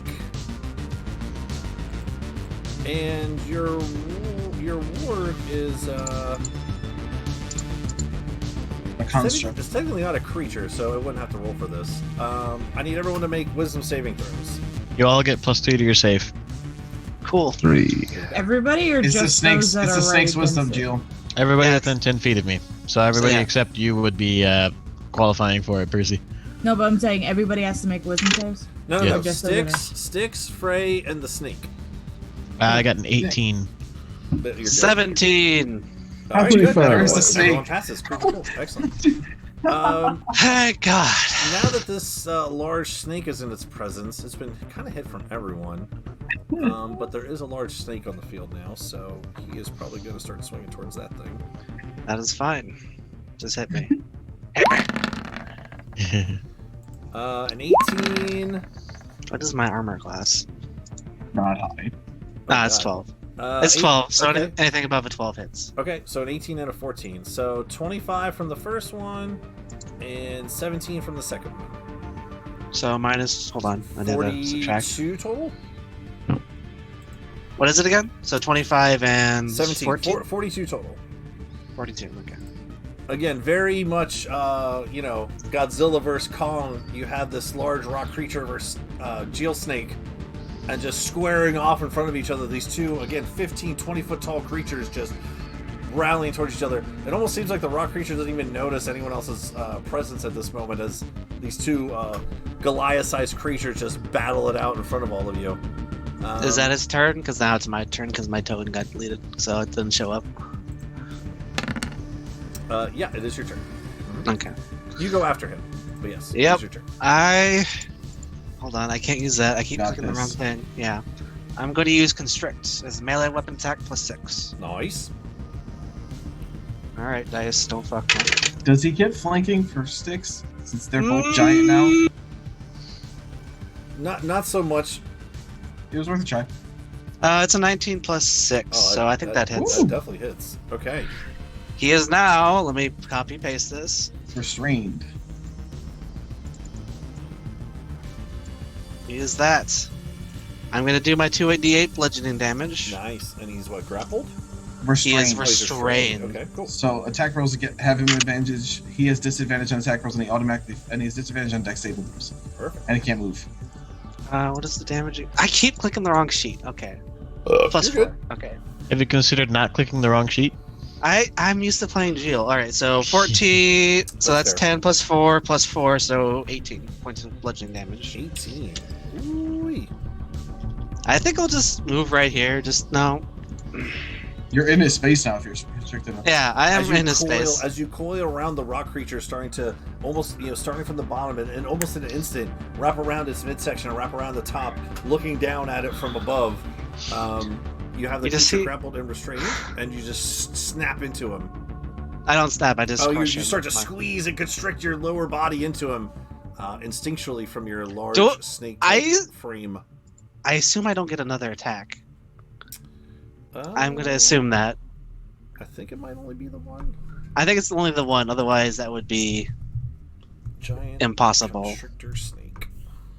It only has bite and constrict, and that's the actions. But I don't think it gets another action other than that. So I think that's the end of my just turn. the one. Okay. Still a good turn, though. Yeah. Who's up? Now the other one's up. All right, Sticks. I need another wisdom save from you. Fuck. That's 12 plus 8, 20. Okay, you're good. He is going to... Smack you. 22 to hit. Shield. Nice, okay. Well, that one definitely doesn't hit then. So, as the first one comes down from behind you, you just at the very last moment kind of take a glimpse as this large snake starts a Goliath battle in front of you. It's almost like a very interesting show to watch. And you're like, wait, there's one more! And you turn around behind you, and at the last minute as it comes down, you raise your arm up, and from your shielded hand, as the shield expands out, and this archaic magical energy pulsates out from your shield and blocks the slam attack. So he slams back down onto it again. That is its whole turn. Back to the top of the round with Frank. Okay, this is, I'm sure, going to surprise everybody here, but I'm going to keep attacking. No, You have advantage now. So good luck. Okay, first swing. 27. Yeah, definitely. In the interest of not blowing through all of my resources, regular attack on this. Okay. That's going to be max damage for 22 points of damage. Hold on. Oh no, I've ungrappled him. So as Geo comes around and grapples into this creature, start to squeeze, you actually even start to see some of the crystals start to crack all around it. You take this opportunity to find a sweet spot right in this like kind of upper chested area. You take your terror maul and in two hands just smash into it. And as you smash it, the rocks come crumbling down to the ground. And all the crystalline geodes from it smash into the ground as well as it just explodes out around. That creature is dead. Alright. I forgot to roll my whatever save for the blindness. Is there a save for the blindness? Now that creature's off the board, no, you're fine. Okay. I mean, it doesn't matter at blind sight, but Correct. now I can see. And I will dash here to maneuver around it to flank with sticks for the last remaining rock boy and start my second attack here. Okay.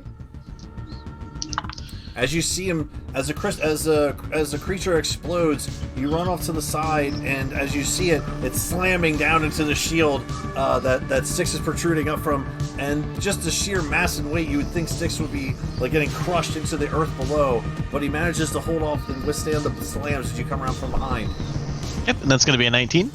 Yeah, that'll hit. Alrighty, now driving the Warhammer into the back of it, this is going to be another standard attack here. Okay. This is going to be 15 points of damage. Okay. Then my hasted action is one more attack. All right. And how's the creature looking about now? Oh, he's fine. Thank you for asking. Yep. I rolled a 1 and a 2 for a total of 12. The first one strikes true. The second one, again, as he's slamming on the sticks, you just swing into one of the thicker hided parts of the geode crystals. Almost kind of gives you that twing as it echoes back into your handle head. Kind of shake it off a little bit. Fuck my hand. Ow. God. Alright, yep, that's my turn. Percy, you're up. Both of those dice are going to Okay, dice so channel. there's only one left, but I can't see it from where I am, right? Yep, you see one explode and you see Frey take off around the corner. And there still is... Oh, I'm sorry. This one here is emanating a light too. It's kind of like this pinkish light from around the corner. Okay, so I'll move right there, I guess. You can definitely see it along with a large, snake creature. With my face, but probably distorted. So it's like crocodile, snake. It's really weird looking. Anyway, A lot of weird going on right now.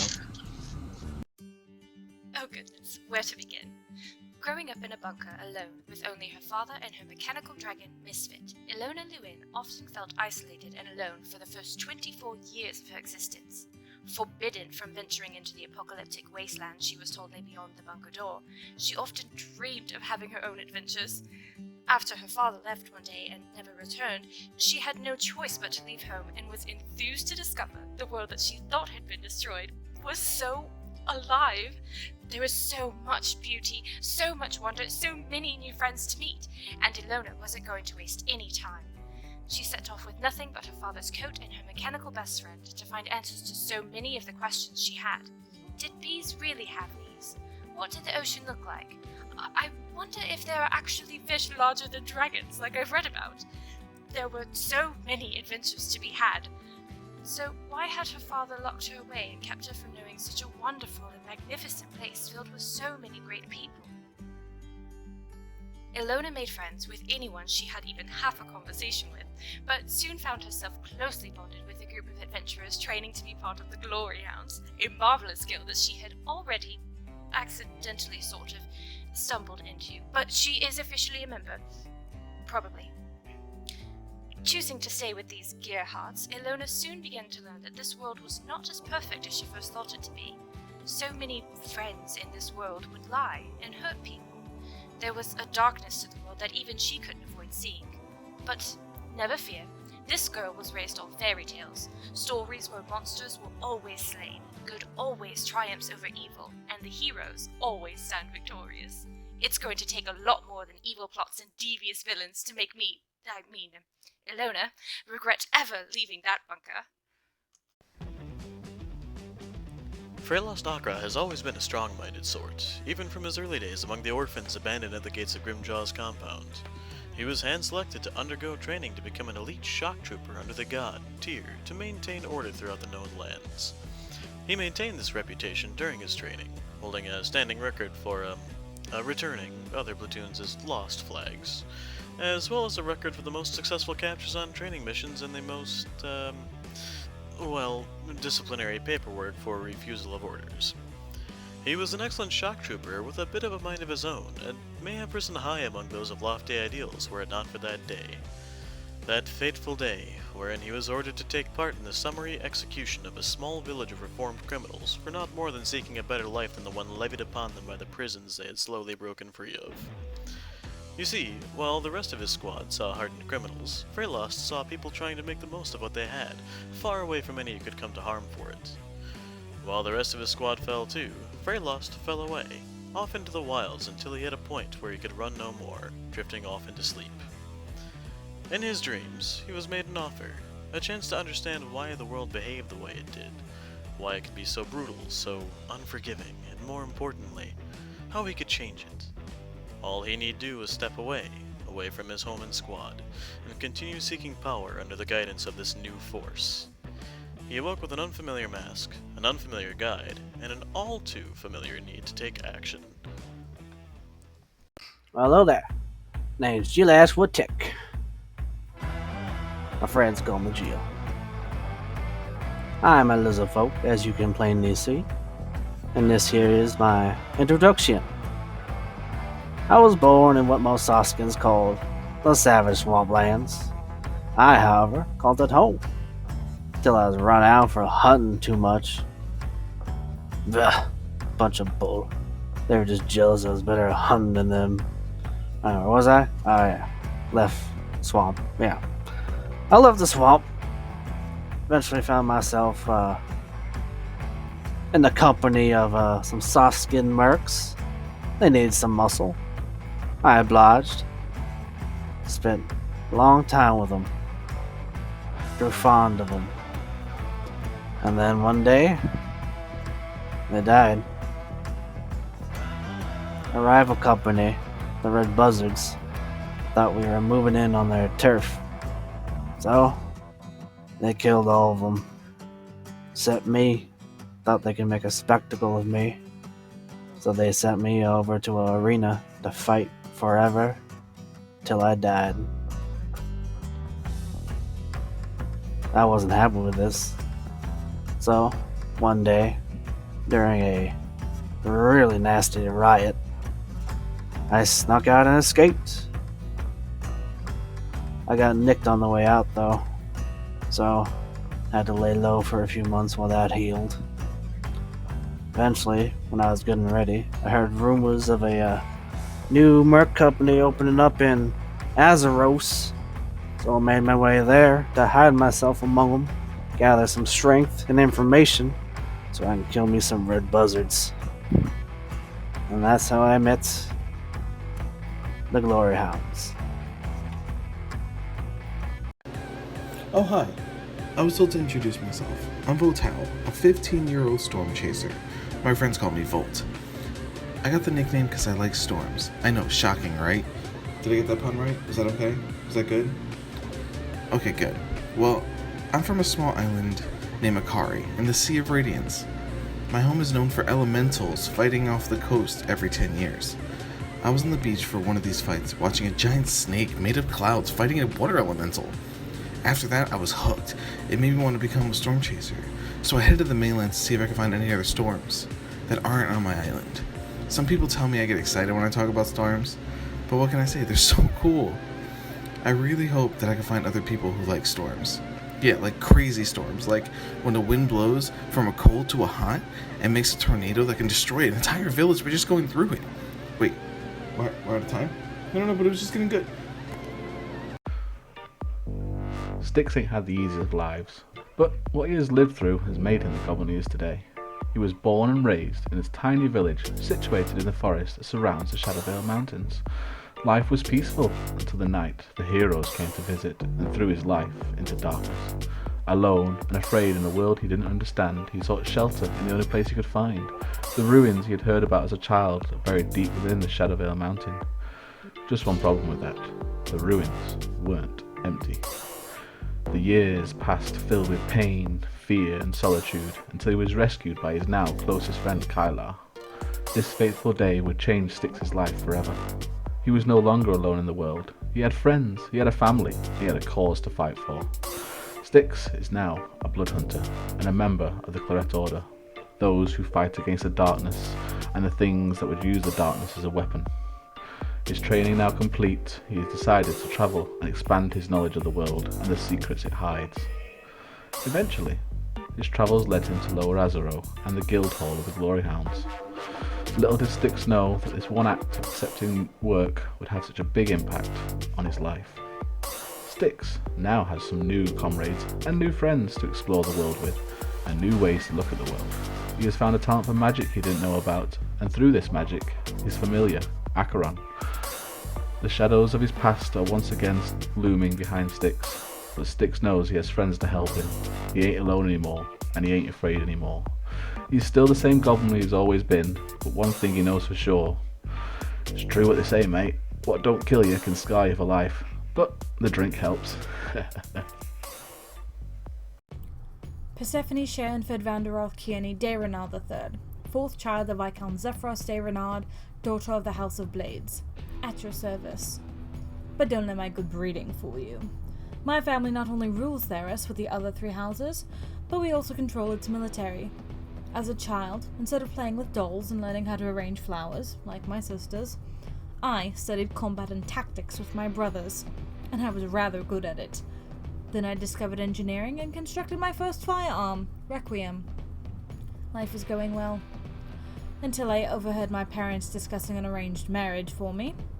Having already been thoroughly disillusioned about the bliss that is usually associated with marriage, I did the only thing I could. Claimed I was going for a long visit with Great Aunt Rosalind in Upper Azeros, took the longer route by land, and remained in Lower Azeros instead. I calculated it would be around 2 months before anyone showed up looking for me, by which time I would be long gone, a false name hiding my trail. Unfortunately, I miscalculated. Far too soon I heard that my eldest sister, Calypso, was in town looking for me. My miscalculation, father's choice and agent, and the sudden discovery that a band of thugs have been seeking to kidnap Calypso left me less than ecstatic. I had little choice but to reveal my identity to my new allies, and escort my sister back to the safety of our estate in Imbric, hopefully drawing out the brigands in the process. So far, things are going about as well as everything else lately. So I should have enough speed to get right up next to it. I'm just gonna slash it with my sword. Okay, slash away. Con or wisdom or con save for her? Or do you have to I think be in that's there? next turn. Okay. Oh my god! Okay, so I slashed twice. I went ahead and rolled them both. It was a nat 18 and a nat 20. Nice. Kill it. All right. Hopefully. Just come up Okay. and just start swinging away with I your sword. haven't used my sword in a while. Okay, so it's a d6. Ching, ching. Okay. Yeah, could have been better. 9 plus another 8, so 17 for the 2 slices. Total? Yep. All right. Nice. Okay. That's it. All right. Just let's go over here. Seriously, I wasn't joking about the hurry part. Just hear Volts, hisses. you're up. You just hear hisses in your mind. You're You're muted, muted. dude. I was talking to myself. Okay, you're good. Okay. Alright, I'm gonna go there. I will cast Ray of Frost. Ooh, okay. Are you sure you don't want to cast Cone of Cold and kill all of our No, teammates? no, good. Does a natural 20 hit? Oh my god. Let me check. Okay. No, it misses. Hold. Hold, please. Yeah, you're good. 20 points of cold damage, Nice. and then I'm gonna have Bubbles attack. 20 points of cold.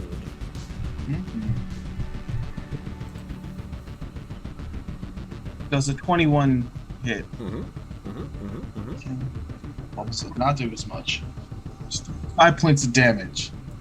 A force damage. Nice. And that is my turn. Sweet. Alright, Sticks, finish him off. Yep. As Keep it's swinging. slamming down into your shield, it has a brief moment of pause as you take your attacks. With advantage, because Freya's behind there now. Yep. That's some serious flanking. I help. Yep. 19 to hit on the first one. Mhm. 16 points of damage.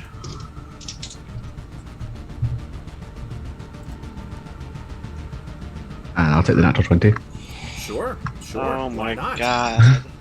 Go ahead. Why not? Yep. Ugh. That's Everyone just starts cleaving into this crystal creature. 5 plus 10, 20, 27 points of damage. And then shouting Infernal for Phlegathon to come in a pounce. Go ahead. He charges through, leaping over the snake, and he'll do his attack. For a 19. Just running up and over the snake is like a weird playground step slide thing. How much damage? Not as much. Only 7 points of damage from him. All right. Is this still alive? Yeah. Okay, it's my turn. As a snake. That- You can reach. Did I have to do a wisdom save as well? Yeah, my turn.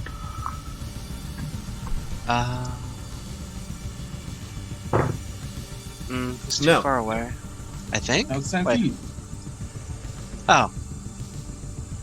Is this my box? I guess that's 10 feet. Yeah. I don't have advantage, so I'm just gonna try and construct him again. Yeet! Do it. Wrong sheet again. 19 to hit? That'll hit. Alright, he is constricted again. Or, this time anew! And then I do... Yeah, we'll do that. 2d8, I believe? Or is it 2d10? 2d8. 2d8, yeah. My favorite creature. Snakes. Yeah. I don't think I can use Great Weapon Master, so... No. 6, 7, 8. Hold on, what is it, +4? Yeah, so... 5, 6, 7, 8, 9, 10 points of bludgeoning damage. Nice. That's it. He's constricted and restrained. Nice. Awesome. Let's see. I Anything forget else what you- restraint does. He's Uh, grappled and restrained, and he's just kind of held in place there. Yeah, Movement disadvantage is- on attacks, advantage on attack against him, beat at 0, any disadvantage on attack save.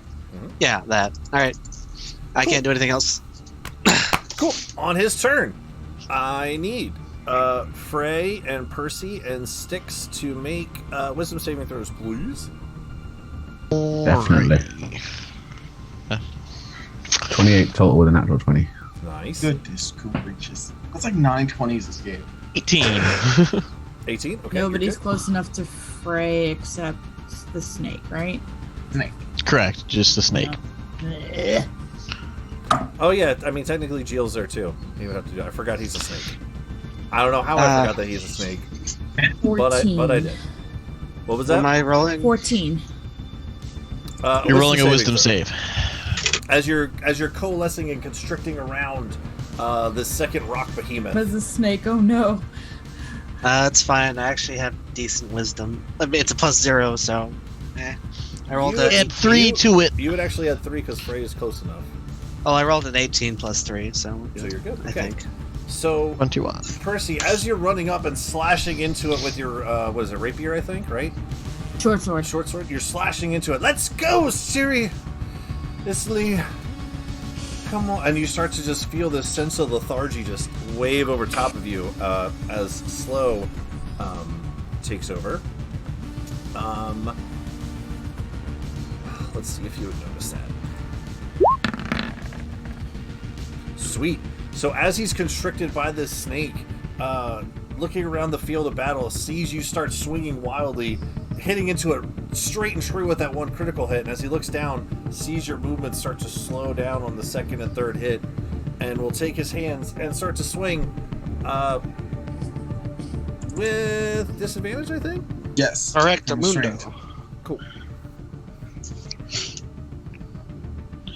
Cool. So disadvantage. Why am I not a giant snake all the time? You're we'll giant start doing it croc from all now the on. time. Hold on.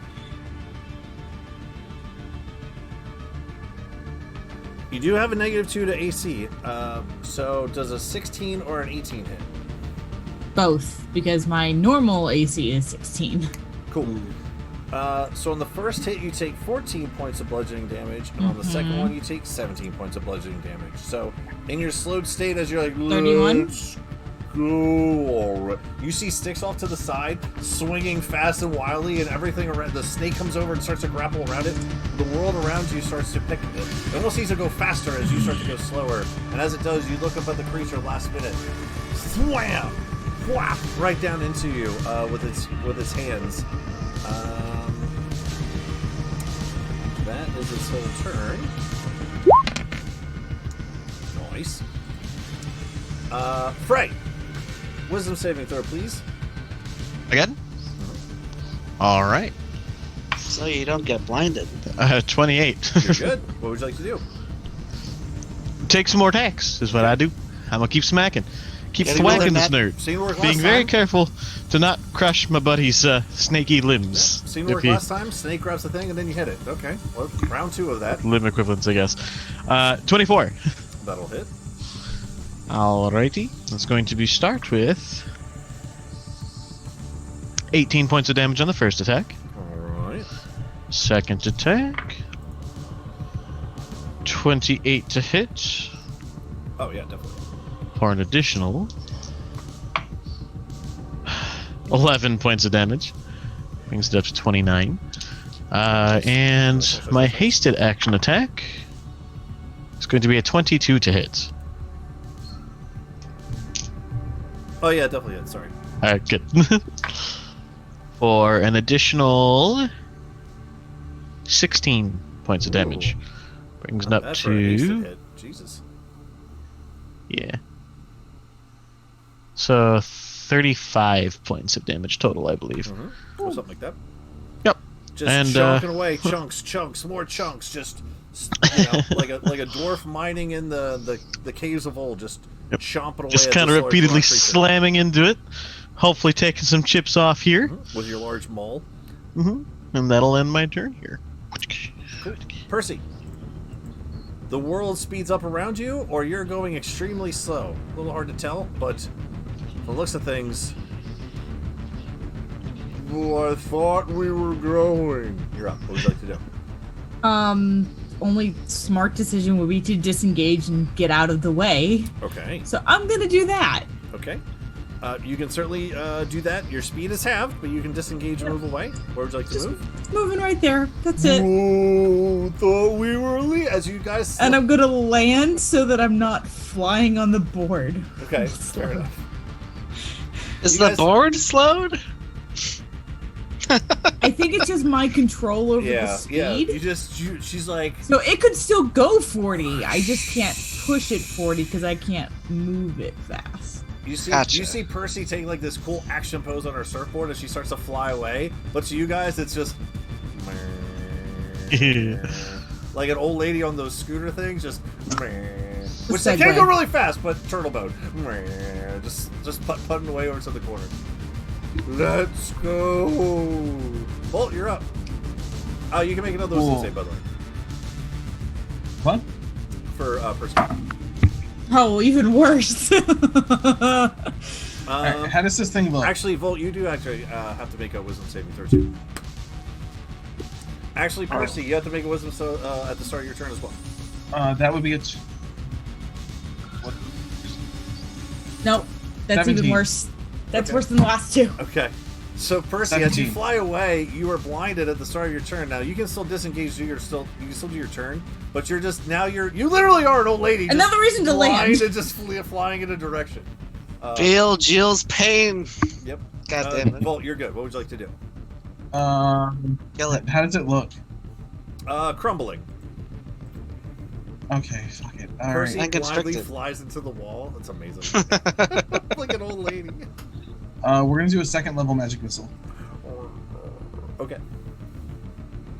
Yes, 4. 20 points of damage. Woo! It's really starting to fall apart. Cool. And Six, then end it, please. bonus action bubbles. Yeah. Bonus 18. action bubbles. Yeah, that'll hit.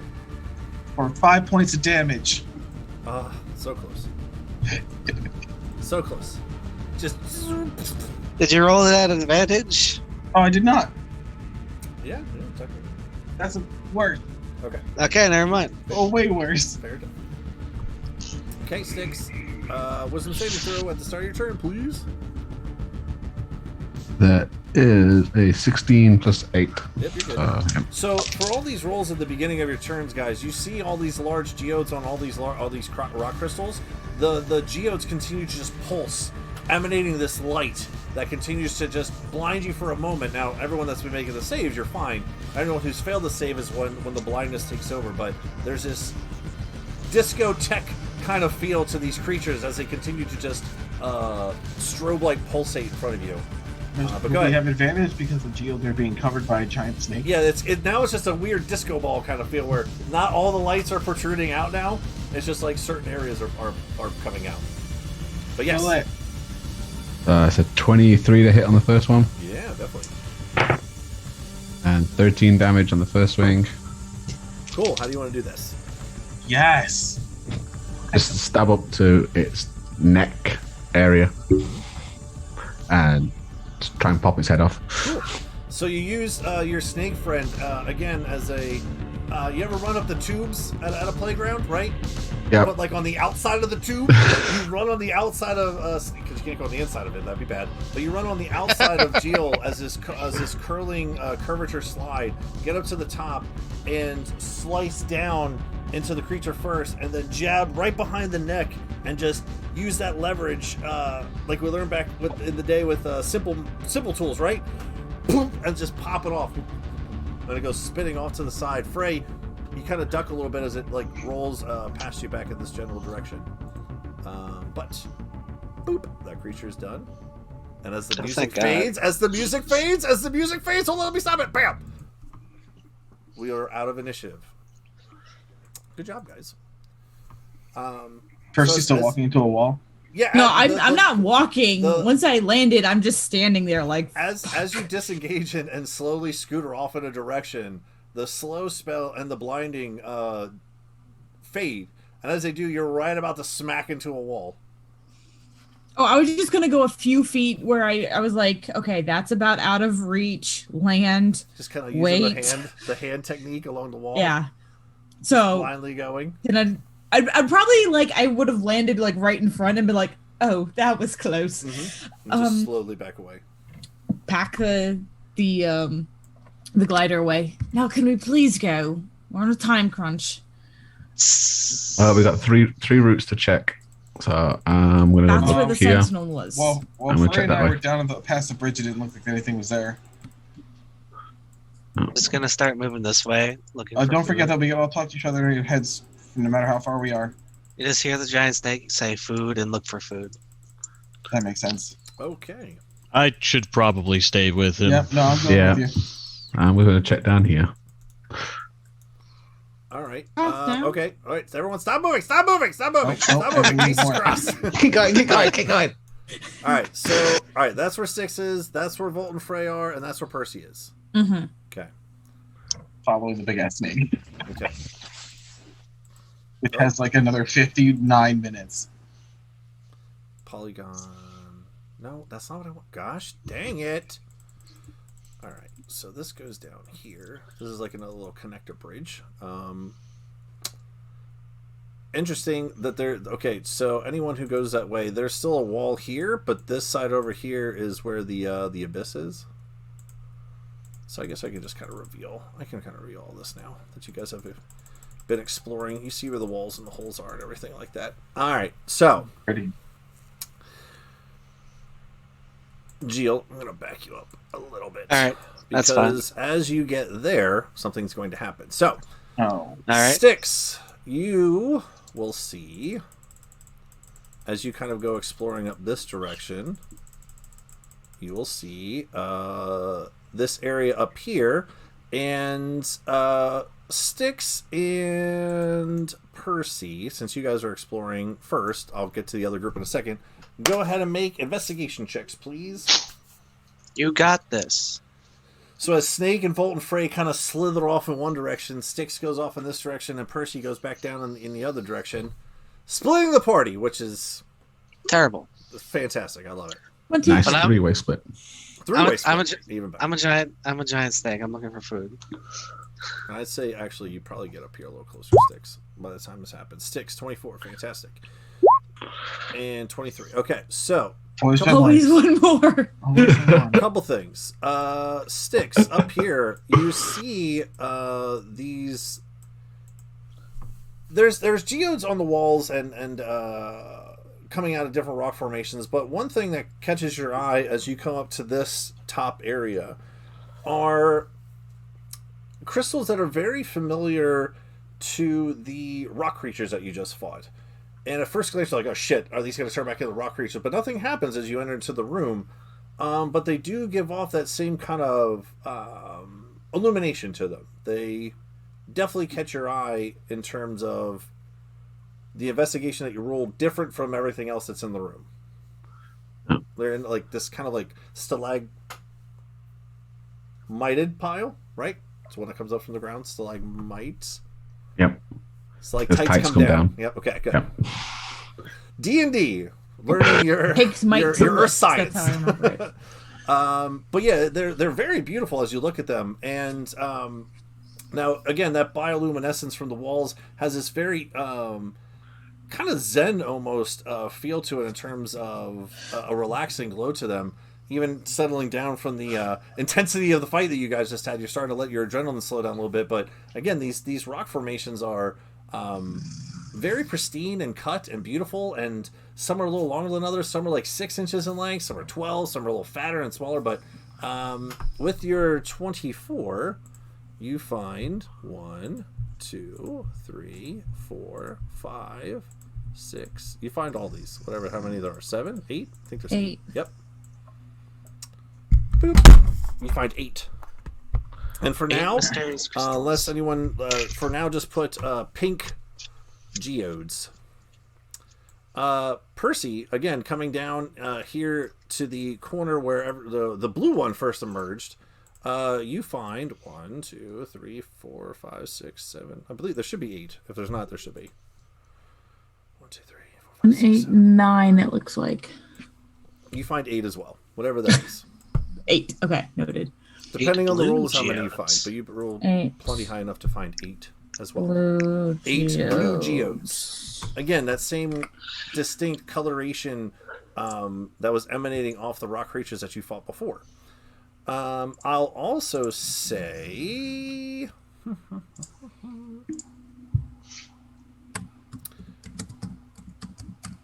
I'll count those initial rolls because why not? In your initial findings, you would also see... That's a little too big. Hold on. Let me set those down a little smaller. When the rock creatures explode, one from the pink one and one from the red one, you would also see a little different formation of a crystal fall to the ground. Yeah, if I were Geo, I would have tried to eat them, but I'm a snake, so I don't eat non-material. So that happened right when they died? Yes, this one would have fallen off of the pink one, and this one fell off of the red one. We didn't get the blue one. Unfortunately, there was no blue one because that one is falling. Is it still falling? As far as you know, until you try to cast X again, you have no idea what's going on. So if nobody else took them, I would take them. Go ahead. That's fine. Just put pink and red shard, just to give it a different name, because the other ones are geodes. These are shards. Pink and red shard. Now, as you guys split off that way and you split off this way, Geo and Volt and Frey, as you come to the cusp of this area back here in the corner, you start to feel the ground shake. And as the ground starts to shake, a light presence emanates off this back corner. Very familiar to what you just saw before with the other rock creatures, that same kind of pink and purple. The crystallization on the back wall, the illumination, blinding at first, and as you kind of squint your eyes and pull back and look, coming out of the wall. A little bit different of a formation than before. You saw the rock creatures before, kind of rocks and boulders kind of tumbling on top of themselves and then creating the creature. Seemingly coming out of the wall itself is this big guy. Oh, Shit. Crap. Ah, fuck, we got another one, and it's bigger. And as you guys get to right about there is where it's going to meet you in terms of distance, right here, as it basically, as all one formation just erupts from the wall, and this ginormous rock golem creature of these the geodes that you saw before in the creatures kind of emanate at a different spot. This thing almost looks full geode crystal with a little bit of rock formation from the wall that it just popped out of. Massive in size compared to the other one. I am just gonna, play the music again because we're rolling initiative. Fucking damn it. dang it. Damn it, why am I so hungry? All right, so let me clear the thing. Hold on, before everyone goes. Hold on, let me clear the thing. Let's do this right. Let's do this right. Well, thanks to telepathy, everyone should know. Hey, another guy. And you just hear Jill say, "Food?" Question mark. Okay, I think everyone would hear like, "Holy shit!" first. I would say Styx is close enough that you would feel a slight tremor from where you are coming in from a cavern off to the side. Percy, your passive perception, I'd say you probably feel the slightest of tremors. Not as much as the boys up north do, but you would definitely feel that same similar... Probably hear some rocks falling or something. Slight earthquakes just kind of feel beneath your feet. My initiative would be plus my dex, correct? Yes. Okay. So, hold on. Alright. I guess I'll just use this. It's a +2, but it'll just be +1 for right now, but...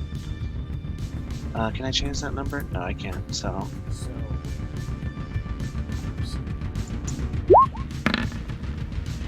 that is a 7. Okay. It's a 6, but it's actually a 7 because I'm a giant snake. A 7. Okay. All right. Is everybody in there? Styx, Frey, Creature, Percy, Snake, Bolt. Yep. Okay. So, Geel and Volt and Frey, again, as you start to slither your way up to this northern cavern off to the side, again, the creature just erupts out from the wall itself in front of you. Let's see here. First of all, this color. Sound like that. Then like this. And then like that. Can you guys see the colors? Yes. No. Cool. 6, you're up first. So, hearing Frey shout, I leap on my mount. After movement. I would also say that you would actually be starting up here, because this is where the crystals were. Yeah. Just to be fair.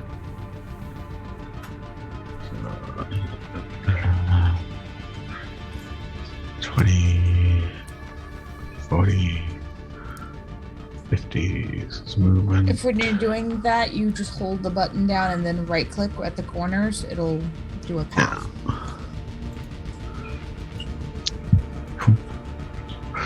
Oh, it does that's do it. 50. I'm sorry, I moved you, Stick. Sorry, I was playing with your token. Sorry. All right, continue. Okay, so as you jump on your warg machine, that's what I'm calling it until you tell me not to, because I like war machine. It sounds fun. So your warg machine, and you just jump on and just start running towards the feeling of the tremors and the sounds of the rocks crumbling. You start to come around, and as you do, off in the distance, you see this pink and purple, again, that familiar illumination, almost like a beacon coming around the side, illuminating the rest of the cavern. So as you just start to come along the cusp of the corner here, you will see your compatriots standing off against this larger rock creature towards the back wall. Bonus action, try and put my hex on him, see if that works. It does. Hey, hex on him, disadvantage on strength checks. And Eldritch Blast from this distance. Alright. So that's a 13 plus 7, so a 20 to hit. 30, 20. Yep, that'll hit. And second bolt, it's higher, 23. Okay. Both of them.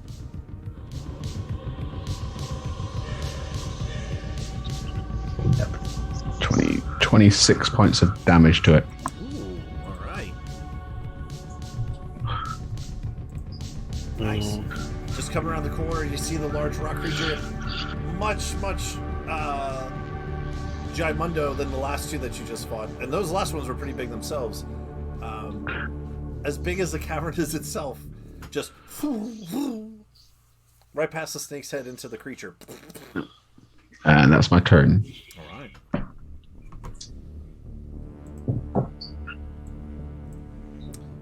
Frey, you're up. Alrighty, so I mean, I don't have my hasted action anymore, unfortunately. I'm gonna go ahead and run right on up here and start attacking, I guess. Okay. So I have two attacks. At the same time as you see the Eldritch Blast, you almost like race them off to the creature as it slams into its upper chest area. 28 to hit for the first one? Yeah, definitely. Sweet. Alrighty. Sweet champion. So that is going to be 16 points of damage on the first hit. Nice. And second attack. It's going to be 19 to hit. Yeah. Oh, no. 19 does not hit. Motherfucker. Alright, well, that'll be my turn. That's all I got. Cool. Just swing. You clang into it with your Terra Maul again. That familiar feel of just solid meeting solid as it cranks into like its lower shin area. I call out into the mental abyss. This fucker's a lot harder than the last ones. You all hear That's that it. in your head. Food? At the top Food? of the creature's turn.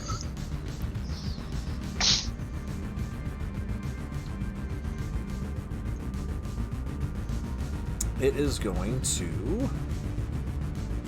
move down here, turn a little bit,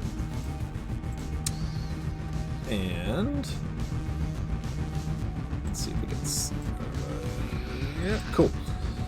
It is going to slam down towards Frey. At the start of its turn, I need, as it moves down, for Frey and the Snake and Volt to all make wisdom saving throws, please.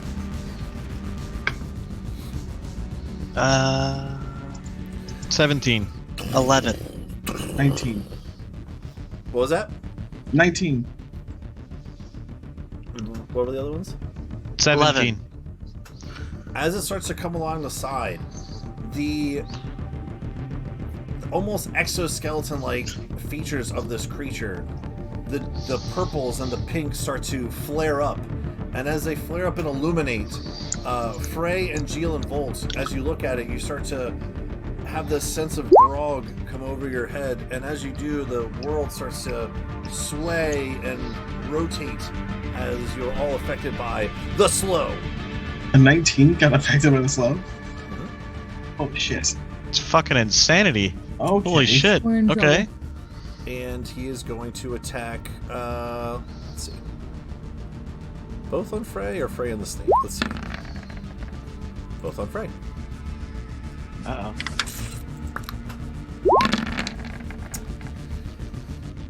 So the first one is a 20 to hit.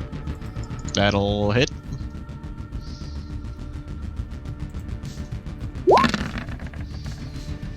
Twenty to 21. Okay, cool.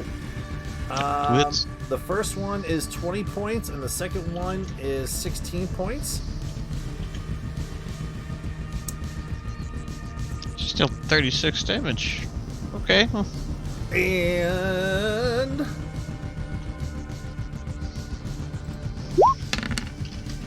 nice, cool. That is its turn. Percy. First of all, this is a size huge. Yes. Okay. Oh, that's a good question. Can I construct this? I don't know. Because I am a large. If it doesn't say anything about yeah, a you're size huge too. You should restriction. be fine. Okay. So, hearing them, I come down this way. 5, 10, 15, 20. Yeah, you should be fine. And you would with your passive too, Percy. Again, you're kind of in a dark spot down here, but you have your goggles on. But again, you would see the same purple thing that Styx would see. As Styx more or less sees it as he comes around the corner, you see this glow emanating down this path that you're just walking down. And just at the very end cusp, you would see this creature just slamming down towards Frey off to the side. All right. So, first of all, in Celestial, I'm going to say, you have got to be kidding me. And then I am going to go ahead and use some of my dragon bullets. Oh shit. Okay. So I want to hit high enough so that allies are out of range because it's a 5-foot radius. Mm-hmm. Okay. So I want to hit like upper shoulder kind of thing. Mm-hmm.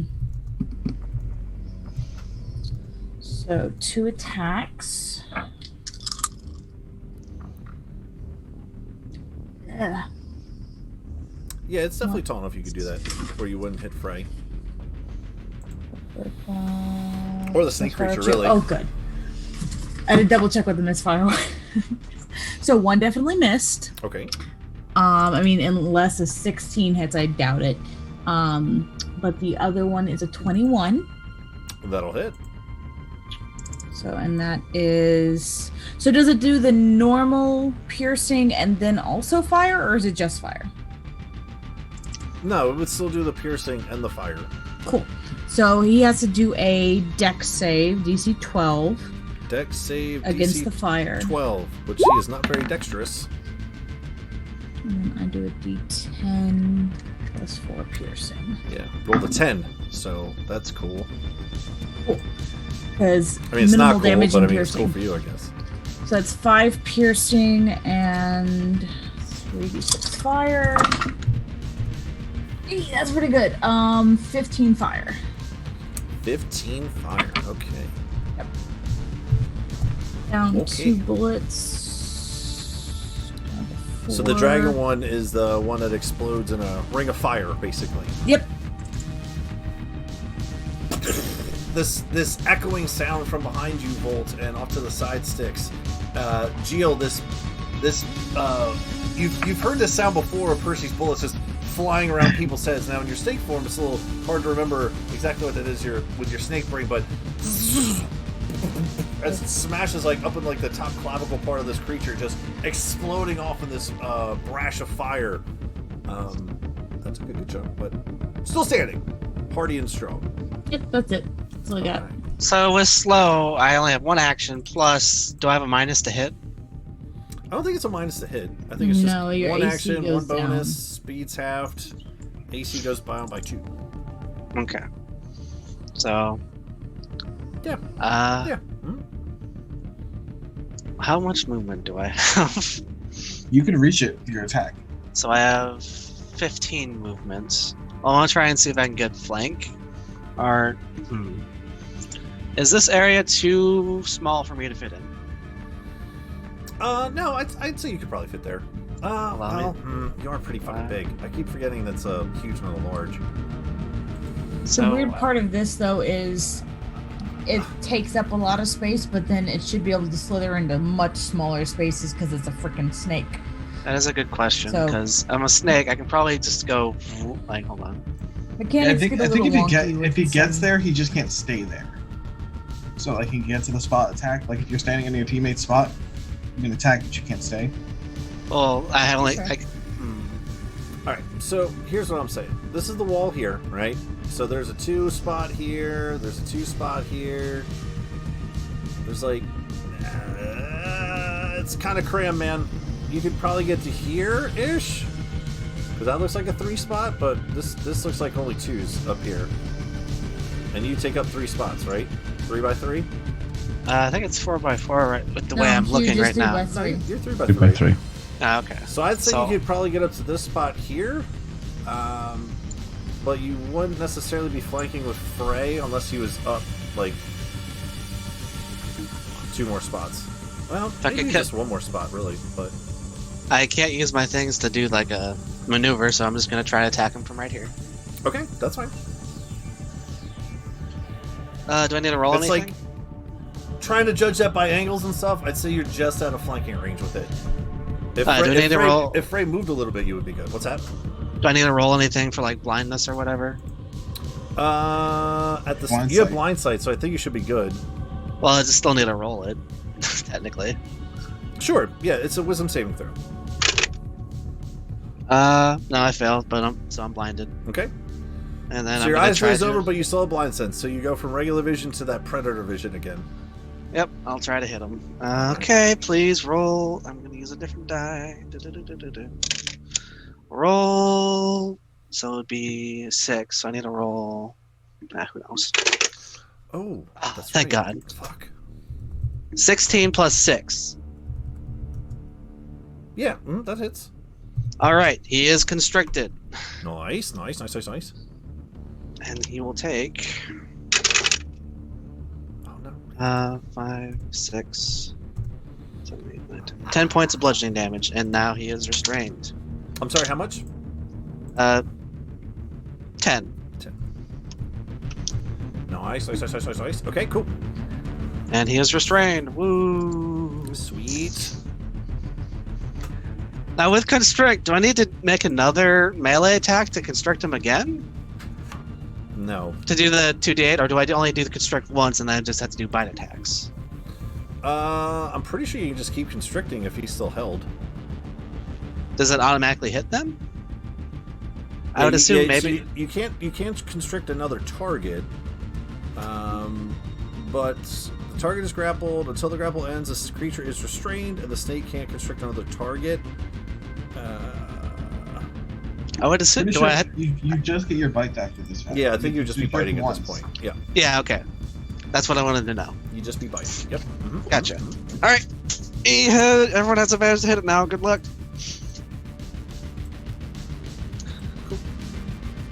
Is that your whole turn? Yep. That's all I can do. Okay, Volt. Wisdom Alright. saving throw, please. Oh, I guess I'll. Oh, yep. Sorry. Go ahead. I need to roll for the slow. Yep. But roll through wisdom save for that. 18 plus nothing. Okay, still slowed. Okay. And Volt, 22. you're good. Okay. You're not blinded by the light. Go ahead. You're up. Or did Cody give me anything for wisdom saves, or is that gone? If you're within 10 feet of me, you get a +3 to it. So that Ooh, was so 18, yeah, you'd be good. 21. 18, 19, 20, 20. Yeah, 21. Nice. Okay, you are no longer under the effect of the slowed snake. Because if I do the save at the end of the turn, I would have been around the golem man's. So yeah, so I'm no longer slowed. All right, Nice. I'm going to the bathroom. Be right back. Volt, you're up. Cool. Again, as these I'm- lights start to pulse off of this gargantuan-sized, huge fucking mongoloid creature. Go ahead. Alright, so I'm super slow, so by the time I notice that he's about to wrap again, I would have already tried to do something. I'm gonna try to polymorph the golem, Oh, okay.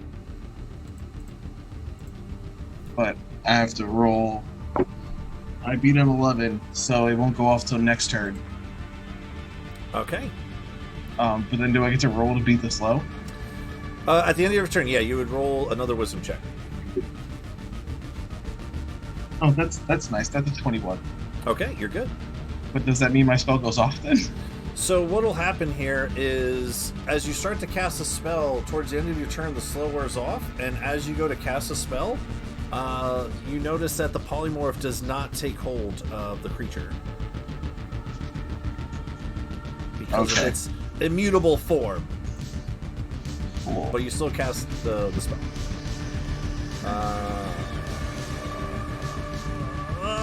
Six, you're up.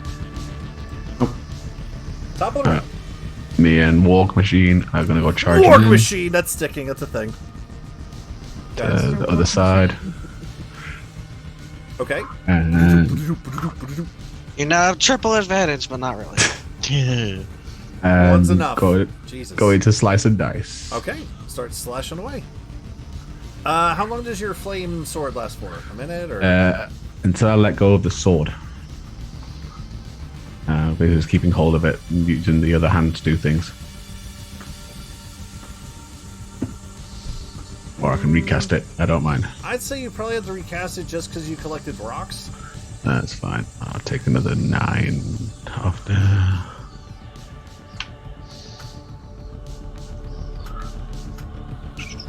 Sweet. There we go.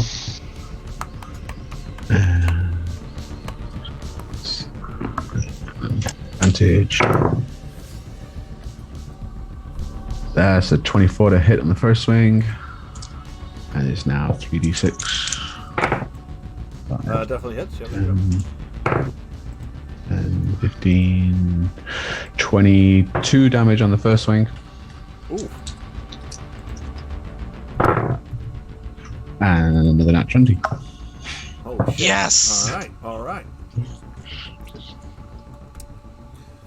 So go ahead and roll your regular damage. Yep. And as you strike true and crit with your bladed attack, it felt like a sweet, you know, like from all your crits from other creatures that you fought before, when you hit the sweet spot, you know it. As you swing, you feel like it should have done more damage than it did. Like no pieces fell off or anything. You thought for sure a chunk was coming off, No, it's immune to crits. Yeah. So the non-crit damage total is 23. but non-crit damage is 23. Okay, got it. Damn it. Yeah. As you hit it. Actually, no, I'm sorry. That doesn't happen until this turn. Sorry, never mind. Go ahead. Continuing on. And Walk Machine.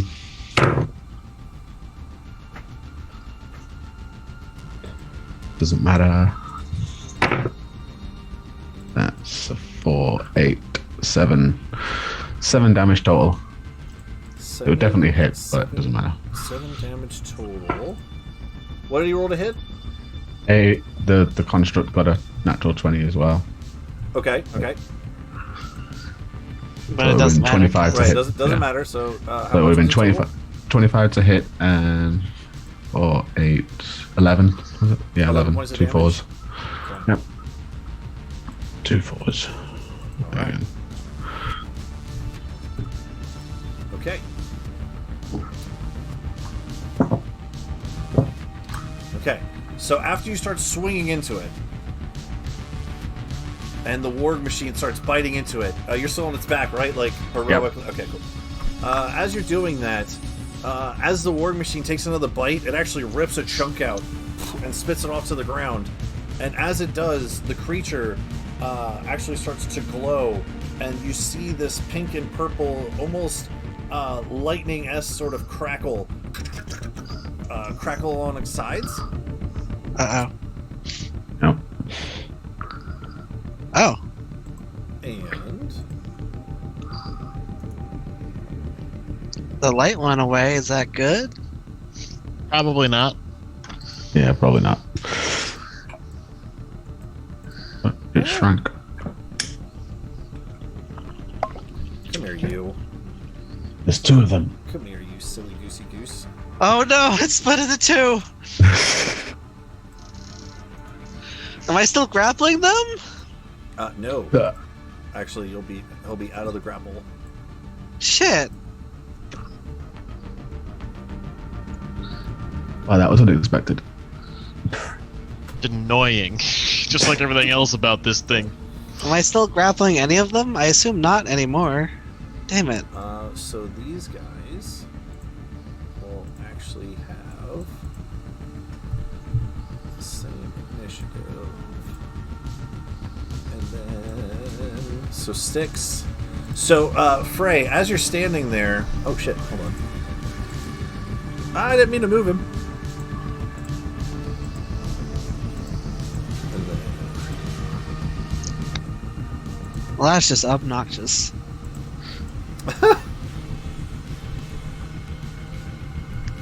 So the much larger creature now, as that lightning crackle, and there's a bright flash of light, and as you look down, the larger creature has rumbled and manifested itself into 2 still pretty large creatures, but not as large as the creature was before. Kind of the same sort of size as the other behemoths that you fought before, but that's still that same coloration to its rock formation and patterns and geodes. Frank, what do you want to do?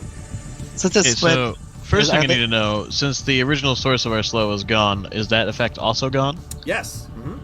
Excellent. Okay, good. Thank God. Alrighty, so with that being the case, as soon as Roll20 stops wigging out, God damn it! Stop moving. Would I be ejected over here or backwards since I'm no longer grappling any of them?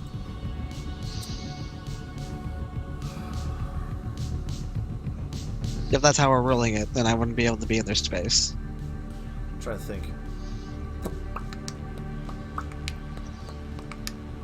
Because technically you guys can't occupy the same space, so for all intents and purposes, they would actually kind of be more like this-ish, if you will.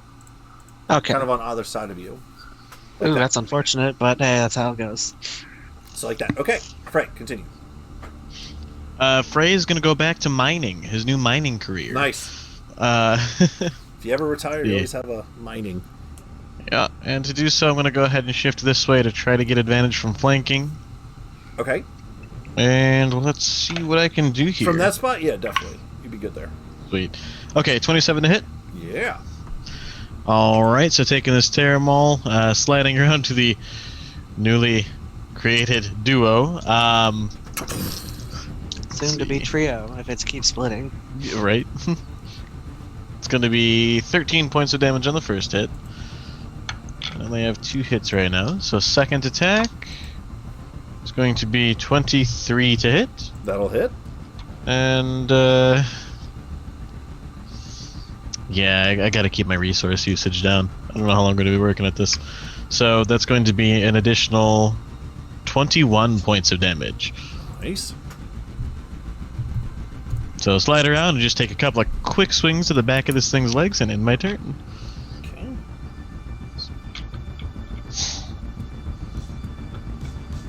I'm in a bad spot. It's totally fine. You're a giant snake. What do you care? I have 18 HP left, so Giant snake. What do you care? that's true. All right. Is that your whole turn, sir? Yes, it is. All right.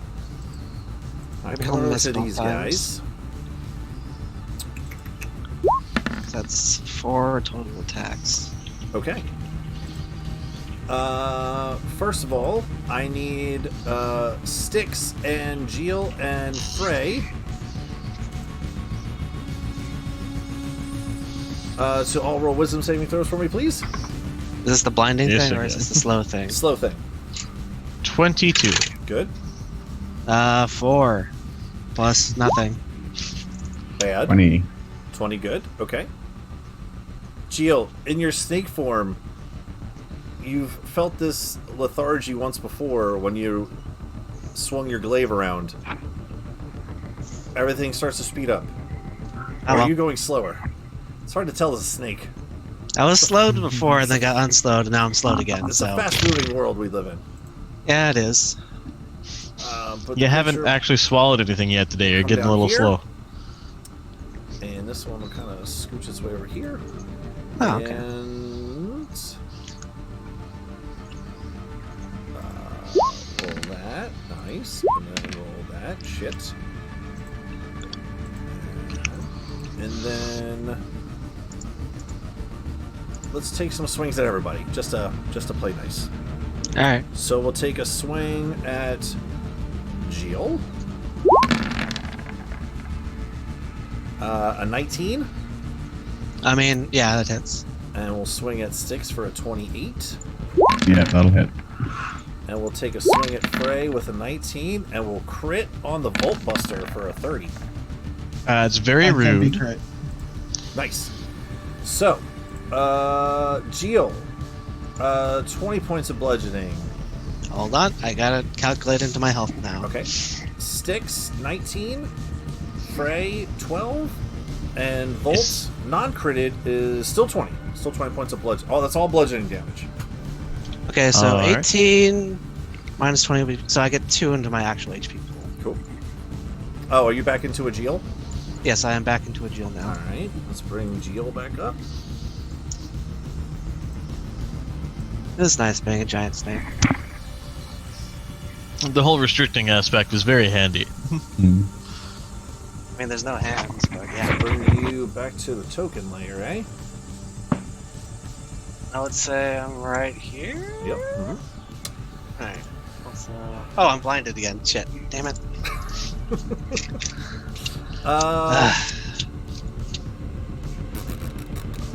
And slowed. Ugh. Just having a rough time today, man. Yeah. Hold on, I'm just gonna put a token on for slow. Spiderweb. This one can't, but this one can. Styx and Jill. Yeah. Jill doesn't have reactions, but Styx does, because you're slowed.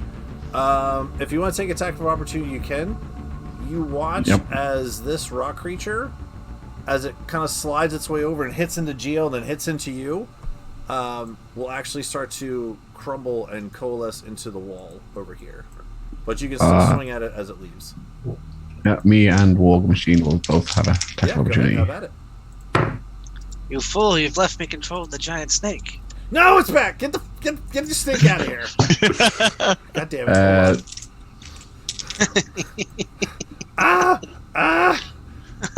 No, Oh, leave it there. This is great. I can't delete it because okay, I can send it to the GM layer. There. Ha! Aha! Man. Wait, no, I can't because then you're Geo. God damn it, dude. Aha! Hold on. Give you this, give you that, enter this. I don't see it anymore, so it's Descending fine. order. Back over here. The bad guy was up. Alright, okay, cool. And then Yeah, it was the you're golem taking and now it's swings. person. Okay, there we go. Yep. Get the fucking It was snake in here. a 25 to hit from me, Okay, and 19 points of damage. nice, okay. And then War Machine got an 18 to hit. Okay. And 12 points of damage. You said an 18? Yeah. Okay. So the first one was 19 points of damage, and the second one was how much? 12. 31? Yep. Nice. Okay. And it just manifests itself into the wall. This one does not, though. This one's still in the field of battle. And after the creature's turn,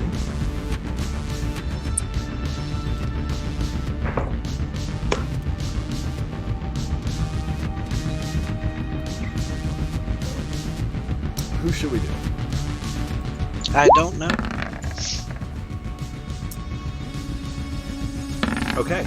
I need Volt and Frey to both make dexterity saving throws, please. Ah, yes, dexterity, my best stat. Is it? No, I have a +1 to it. 19. 9. As this creature stands here and starts to slam in next to you, that same sort of eruption kind of emanates from the ground beneath you as these large crystal spikes, almost with snake-like speed, erupt from the ground. You both take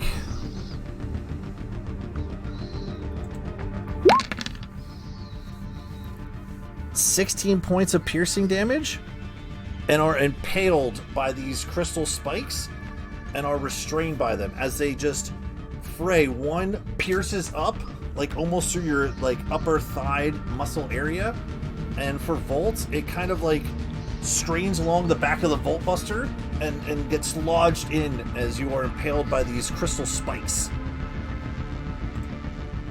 You can do things to get out of the restraint on your turn. Which Exciting. It's right now is Percy's. Percy, you watch as the large creature splits into two and starts to move off into different directions as Volt and Frey are both impaled by crystal spikes just emanating out of the ground. What would you like to do? I'm gonna back up. Good call. I'm not gonna stay in that. Okay. Oh, I really don't want to waste bullets. I guess I will see about a shrapnel grenade. If it's 5-foot radius, I can safely throw it there without anyone getting hurt. Sure. Since there's no real, like, things in the way, I'm not going to have you roll for that.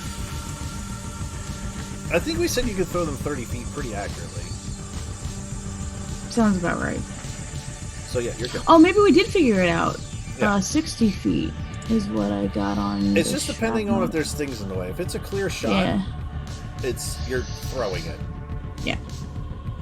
So. It's only when there's big, rock creatures in the way, you're trying to specifically throw it to an area where, like a little face in the way. Yeah, let's do two shrapnel ones. A clear path like that is fine.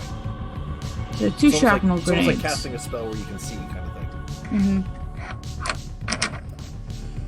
The two shrapnel grenades right at that guy. All right. Just chucking grenades now, eh? Not wasting my good bullets.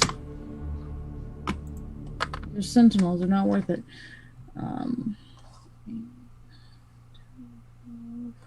17.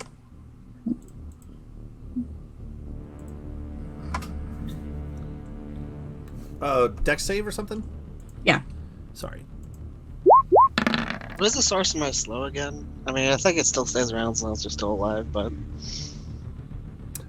No, if you were slowed by the bigger creature, that would actually come off. No, I got slowed by the second new one. thing. Yeah, the new one, yeah. Wow. So it rolled a 13 and a 6. Okay. So the first They're not very grenade dexterous. was They're big, dumb 20 things. points of damage. The second one, I'm sorry, how much for the first one? 20. Holy shit. All right. Yeah, I rolled well. 4, 8, 12, 15, 18 for the other one, Jesus. All right. which is roughly average. All right. Cool. So, Percy, you're up in the thing. You throw your 2 grenades and back off into the darkness a little bit Mm-hmm. as your friends get impaled by crystals. All right. Jill. You're up. I use my bonus action because that's the only thing I can use. Mhm. I mean, I can use my action, but I need to heal. So second wind. Okay. What does second wind do again? I know it heals. Believe me, it's but- Heals you for 1d10 plus your fighter level. That's it. 1d10. Oof. Fighter level 10, so 12 points of HP. Nice. You can still move, just half your movement. Yeah, no. 1, 2, 3, 4, 5, 6, 7, 8, 9, 10, 11, 12. And then I'll move over here. Okay. And then I will roll my stuff to be unblinded and unslowed. Yeah, go ahead. First one's for the blind. That'll be... What is it again? Con? A wisdom Dex. save. 8. Nope. Nope. No, no, no. Okay. Another one for slow. What's the slow? Wisdom save. 12. Nope. Alright. So Just having a rough time over yeah, there. just not feeling it here. Gio kind of using some of his other senses to find his way over to some of his allies, whether it be hearing the pain of the impale or what have you, but just slowly start to make your way over towards Volt's direction. On this turn,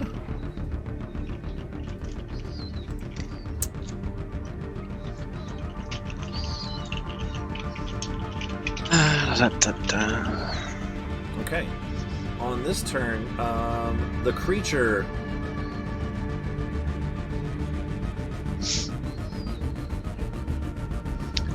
is going to take its arms out and much like a windmill, not a windmill,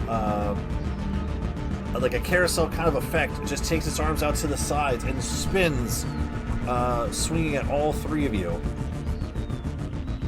That's unfair. Even if we're above it? Okay. The impale only comes 5 feet up out of the ground. You're not impaled into the ceiling or anything. It's just like into your person. Is it separate attacks for all of them? Yep, Or is it it's one for each of you. Okay. Right.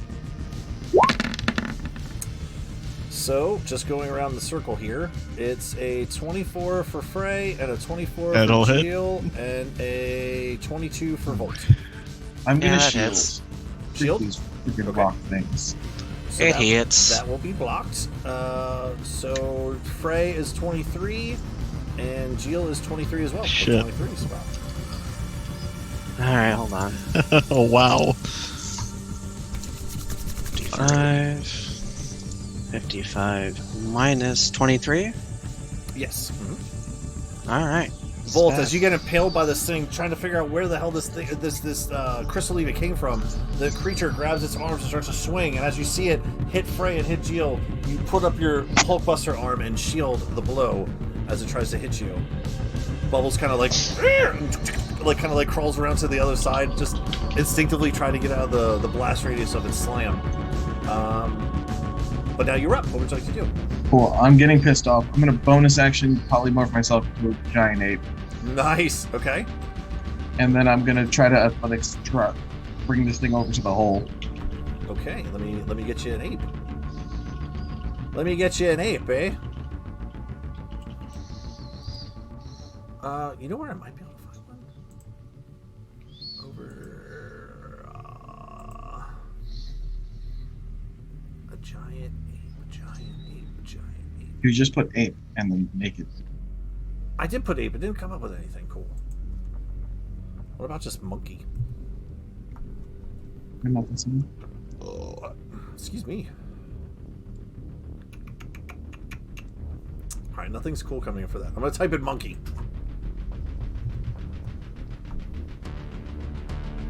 Anything cool for monkey? That is not a monkey. One second.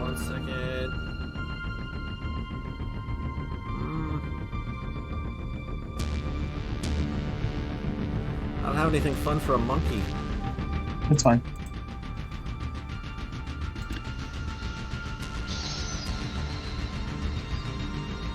Here, just for all intents and purposes, we'll let you use this guy. heck, it's a rat. It's close you to the looking monkey pretty eyes, and it's the neat only thing I have. anyway. It's the only thing I have. Hold Also, on. I'm more than a little bit concerned that that's a preview of what we're going to be fighting soon. Yeah. Oh, that's for the other game that I play, that I run for the Sure it the is. other guys. Sure, 100%. It is. It's a Skaven. Mm-hmm. They just fought a whole thing. Is that the Skaven brood that's like, I'm a berserker? And no way something similar will show up in Where this the heck area are that is you? not to be Oh, there infested you by are. ratmen. Bolt is there. Right Alright, next- Cool. yeah, So right there's here. that. Let's get you out of here for a hot second. Bubbles, I mean, it's still technically there, but there you go. Bubbles just on my head. Alright, so how do you want to do this? I want to pick this thing up and yeet it into the hole. The back. It'd be a hell of a yeet. The hole down Well, I'm here. going to go with it. Yeah, I want Okay. to walk with it. I want to bring it over there and throw it. Okay. Or shove it in if I have to. Opposed athletics checks. Awesome. This thing's way stronger than that. Awesome. That's a 29. All right. And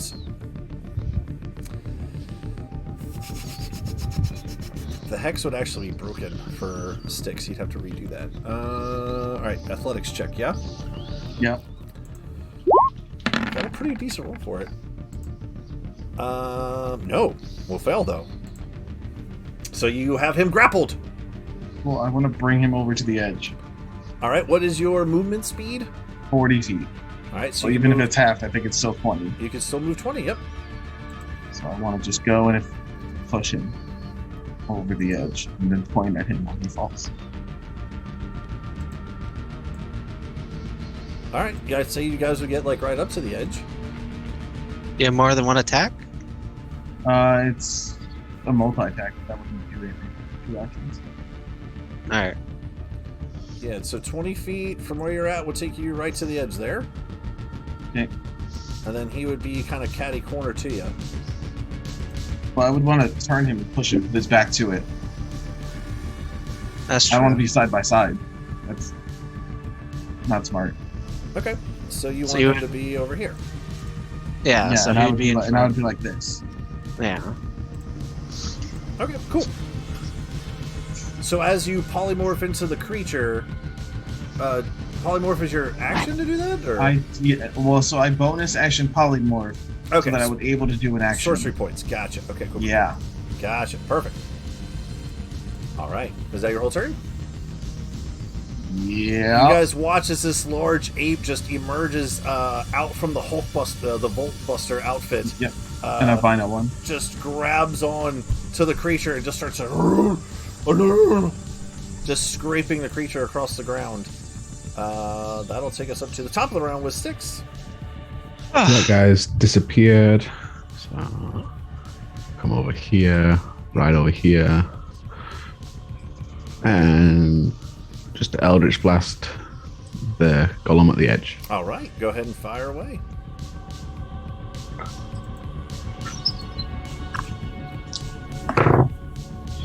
It's a 19 to hit. That'll hit. When he polymorphed, did he get unimpaled? I would say for the sake of the size of it, yes, because the spike I went from a is- medium to a huge. Yeah, the spike is... Sorry, I was just checking. No, you're good. It's a good question, but the spike is not big enough to hold that creature. Gotcha. It That's was a a good question. 19 That's a good question. and a 22 to hit, a total of 16 damage. 16 damage, nice. So as the creature's getting pulled along, Six comes around on his ward machine, just sending more of these blasts over in its direction. Frey, you're up. All right. Well, having a really rough time here right now. Frey, bloodied and not looking great, is going to Same. drop his hammer, grip these crystals that have impaled him and surrounded him, and try to lever himself off of them as carefully as possible. Okay, go ahead and roll.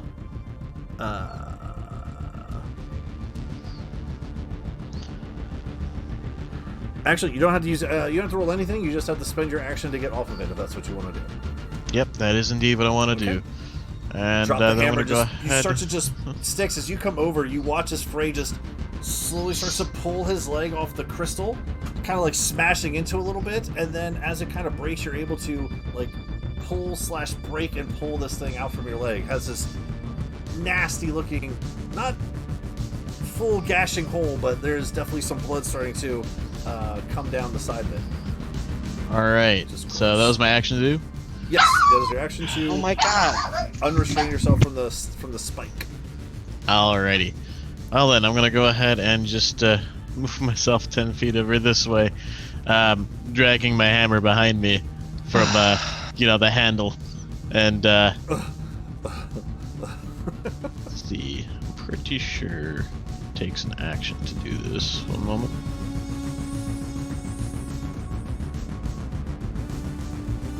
Yes, action. Okay, yep, so then that will go ahead and end my turn. Alright. Yes. The other rock monster. Let's see here.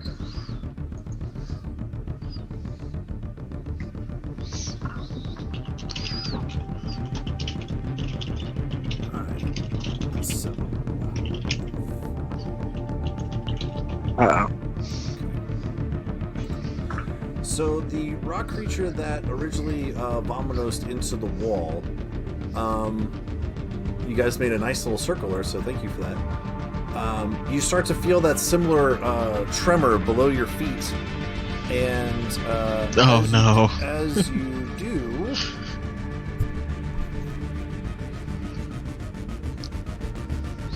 it will go. I guess it'll go right there. Yeah.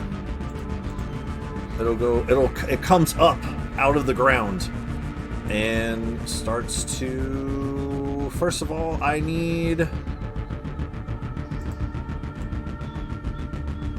Geo, Frey, and Styx to all make wisdom saving throws as it comes up out of the ground. Already have +3. Nice. 21, That was a 24. fucking monster. 26. Okay, you guys are both good except for Geo. I'm already slowed, Yep, so yep, does yep. it matter? Nope, you're good.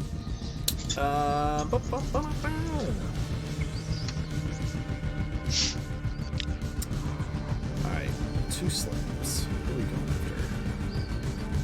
We will go after Styx first, and then Geo. So a 29 for Styx and a 20 Yeah. for Geo. I mean, hits. Yep. 23 points for Styx and 17 points for Geo. So as the creature comes up out of the ground, Geo's still feeling that slowed effect from before. You see this hammer of a fish that's in slow motion, just coming towards you, and just slams right into your snout. Styx, as you're sitting on top of your war machine looking around, as the creature emerges out of the ground, just takes his hand and backslings into you on the backside. Let's see, what's this guy gonna do? Well, he's still grappled.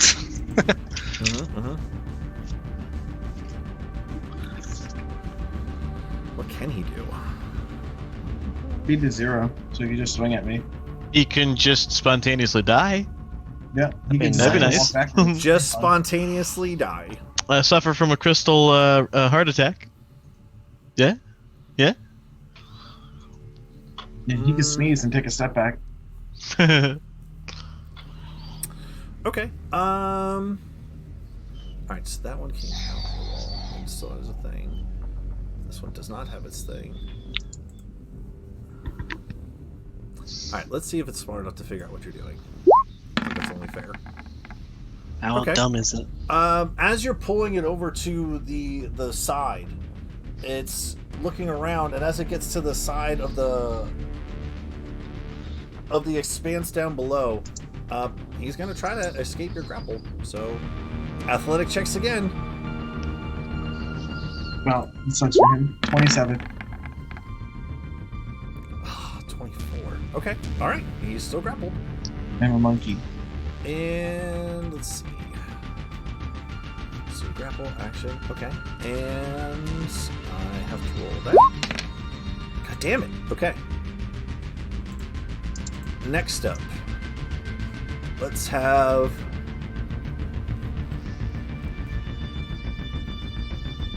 How does this work? No, it doesn't work. Right there. Okay, I need Jill, Frey, and Styx all to make dexterity saving throws, please. Oh no. We're slowed. Is it disadvantage? Yeah. Yep. 14.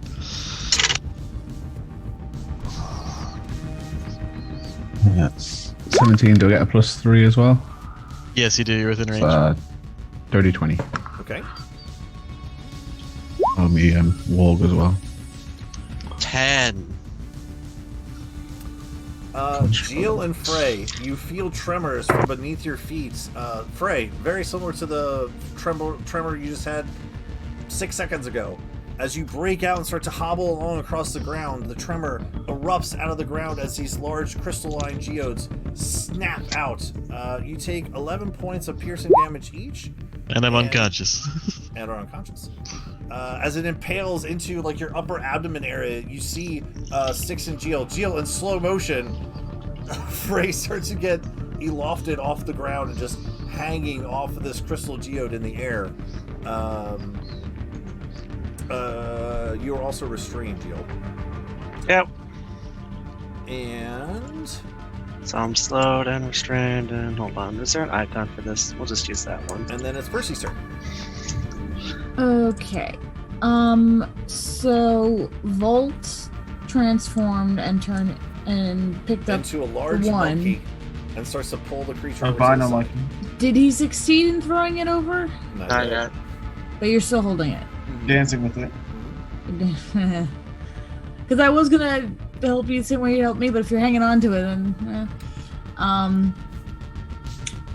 don't have any healing things I can use quick enough.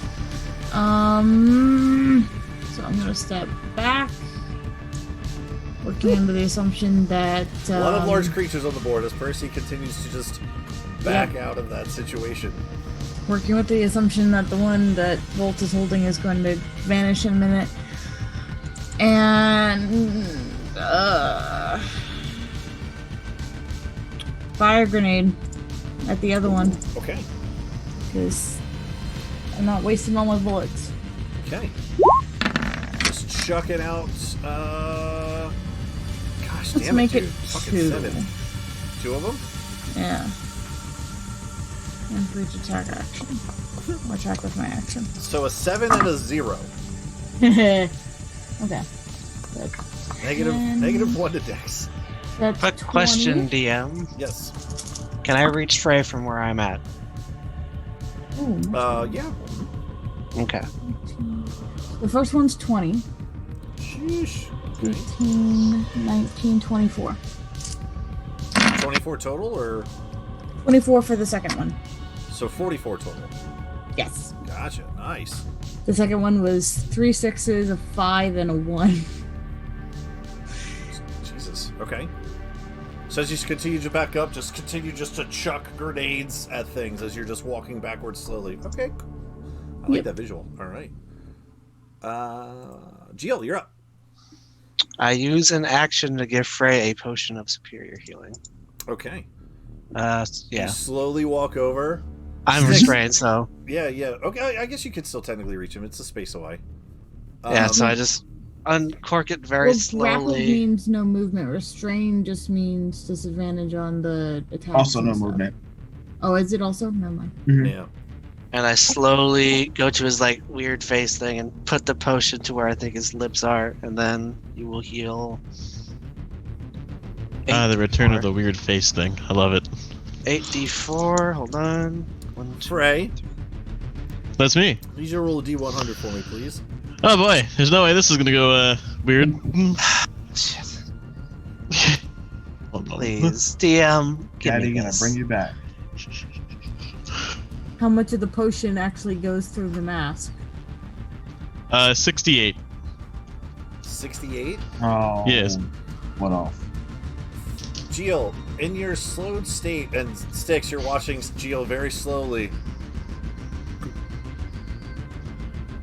starts to come over and pour this. You watch as the healing potion, again in your slowed state heal, unfortunately you can't stop yourself as you see the potion just starts to roll off the Mask of Frey and continues to just roll down to the side. Oh no. I really want to throw something. Anyway. Well, I guess that. By anything else.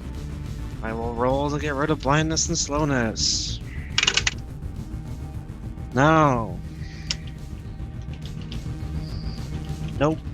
The fact that you even know this is happening it's fine. It's whatever. It's cool. But it's still fun. Just a blind crocodile rummaging around. All right. Got a point. On this turn, now that they're both on the field, they will both swing. He's still grappled, but he can still attack. So we'll swing at Volt and... No, did he try to... Styx and Geel. What's that? The guy that was trying to escape Volt's grapple, did he try to use his action to escape? Mm-hmm. So he shouldn't be able to hit him. This is something legendary. different on a different turn. Okay.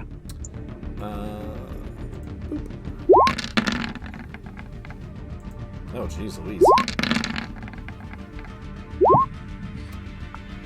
My rolls twice. Okay, so this is a 25 to Volt, and then... Even with advantage, only a 14 to Geel. I don't even think that hits.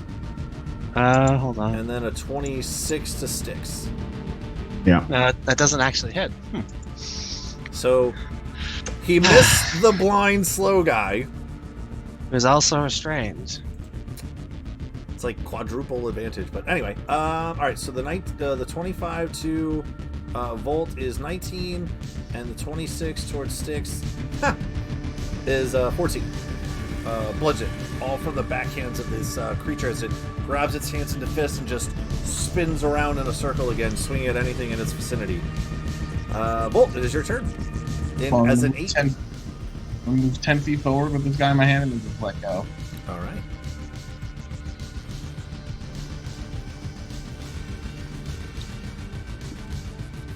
Okay.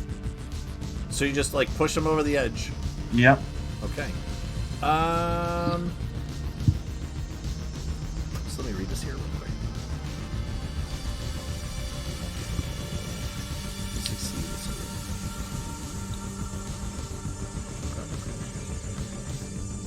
Yeah, I guess it's still technically grappled. All right, cool. So you watch as the ape just continues to just push the creature, and as he does, you see below the creature's feet, like it's trying to dig in to the earth below to find any sort of purchase. But yeah, using the rest of your action and movement, you can certainly push it off.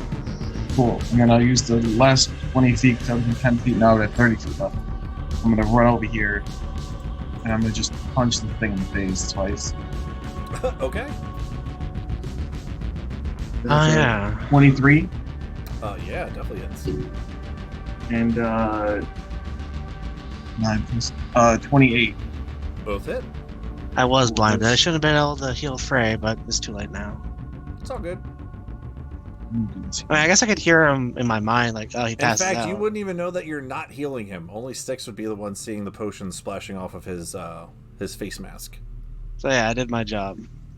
You did good. Yep. You did real good. 48. 48. Woo! Yeah. Says the monkey comes over, just ooh, ooh, ooh, and just starts slamming into this rock creature from behind.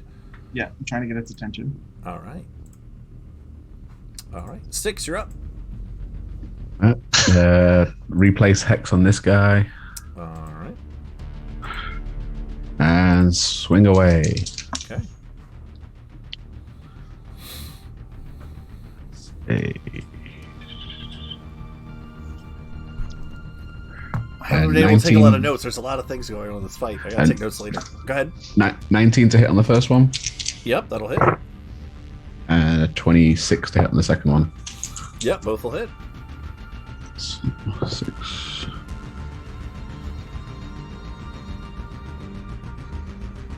And 18 damage on the first swing.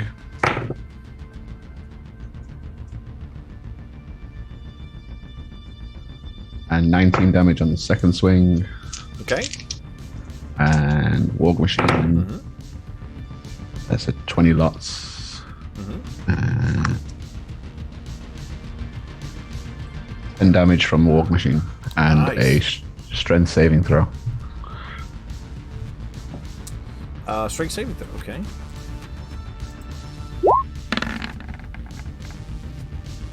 Uh, 18? Yep, that's fine. So good, okay. Yep. He's trying, man. He's fucking trying, dude. These creatures are hard to knock over with those bites. Alright, cool. Frey. You're up. I need a death saving throw there from you, man. You got it. I'm gonna GM roll that to you in just a second. Love it.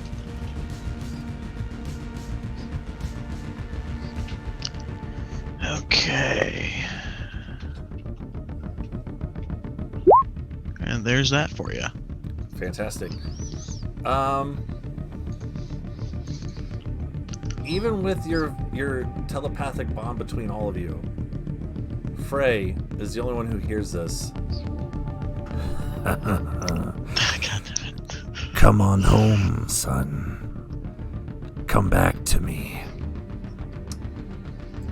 And with that, this creature, I need, Jill's still affected by slow.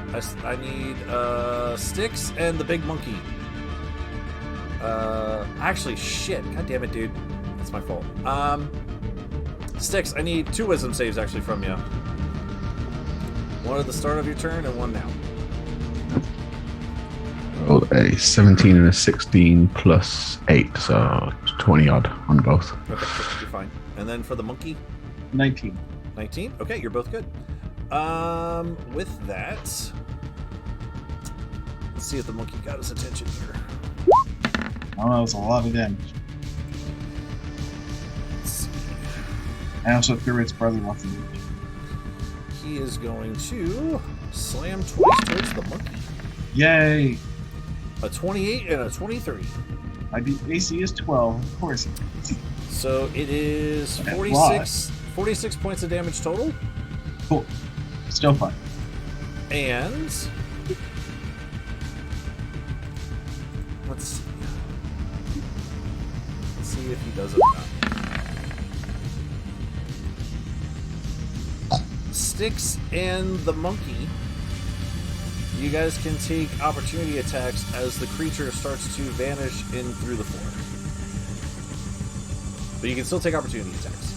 Cool. So my attack is a multi-attack. Does that mean I get to punch twice? Nope, just once. Okay. Doesn't matter. That's a natural 20 for 29. Nice. Yep, that definitely hits.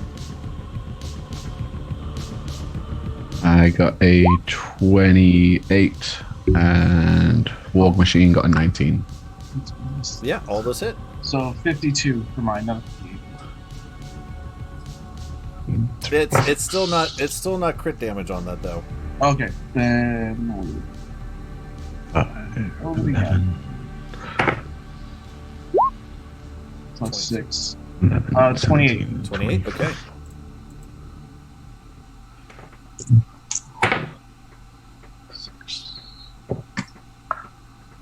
$24 damage from me and 9 damage from Warg Machine.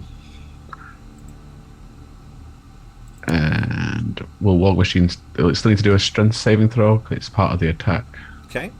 So as the creature starts to go down into the ground, the monkey takes a slam attack towards it, almost like in Whack-A-Mole, which you guys have played before, and just slamming down onto its head. As Styx, you take your knife and slash into it, and the Warg Machine goes after and takes one last bite. Technically, the Warg Machine is the one who does it. How does the Warg Machine want to take it out? Goes for the head. Okay.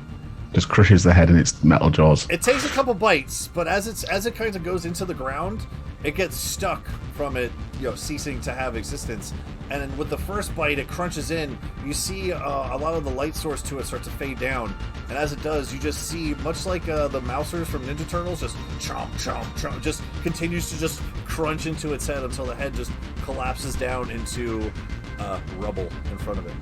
So Bubbles also gets an opportunity attack. Bubbles has 0 damage for a melee attack. Pew! Yes, the bubbles helps. You just see some of the boulders, some of the rock pieces just, crumble a little bit more. Helping. So as you guys, as this creature's now kind of like half into the ground, half out, still in ape form, Geo, your blind and slow would actually fade off. And you all see Frey in this moment. I need another death save from you real quick. Okay. No fucking way. Oh, shitty Cocoa Puffs. Are my you kidding me goodness. right now? Super dead? Super dead. Wow. Hold on. Let me just...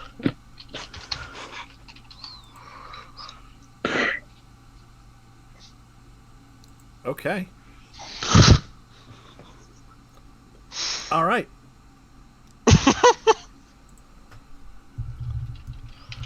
This is our medic, our closest thing to, right? So he gets the to see if Frey's still alive. I think you're the only one proficient in medicine, right? Yeah, but I'm an ape. Apes aren't proficient in medicine. Well, you can drop it. But you can drop I know. it. I'm gonna put on my ape ropes. So as the ape and Styx and the warg are continuing just to smash into this creature, eventually ending its existence, Geel, you're standing there and you finish pouring the potion towards Frey's general direction, and as you do, your vision starts to come back and the world starts to speed back up into normalcy. You look over to the side and see the warg and Styx and this large ape that just came out of nowhere just smashing into this rock creature. You look over to the side where you see Frey impaled by this crystal, and as he's lying there, you notice that his body, impaled, is limp and lifeless. Ah. And that's where we're going to end the session for today. Woo! What? 2 characters down. What? Wow. You drive me to take a swig straight from my wine. I see that. So in this moment, as the creature drops, Geel is really actually the only person who really notices this, because Styx and the ape are all focusing on this. And honestly, Percy, from your angle there, you can't really even see Frey impaled by this thing. Yeah, the ape's kind of blocking. Geel is the only one who sees Frey's lifeless body impaled by this crystal geode sticking out of the ground. And that's what we'll pick up next time. I'd like to thank all my players for Gearhearts Rising. I still gotta thank you, Dick. All right, good. All right, we're still in the D&D mood. I love it. Okay. Hey, Cody, thanks for coming back, man. We really missed you, dude. Yeah, this is a great Too return. soon? Is that too soon? I'm sorry. Okay, we'll see you guys here next Tuesday, 9:30 Eastern. Thanks for watching. Okay, bye. Wow. Oh, I know. Is it too soon? I'm sorry. Jesus.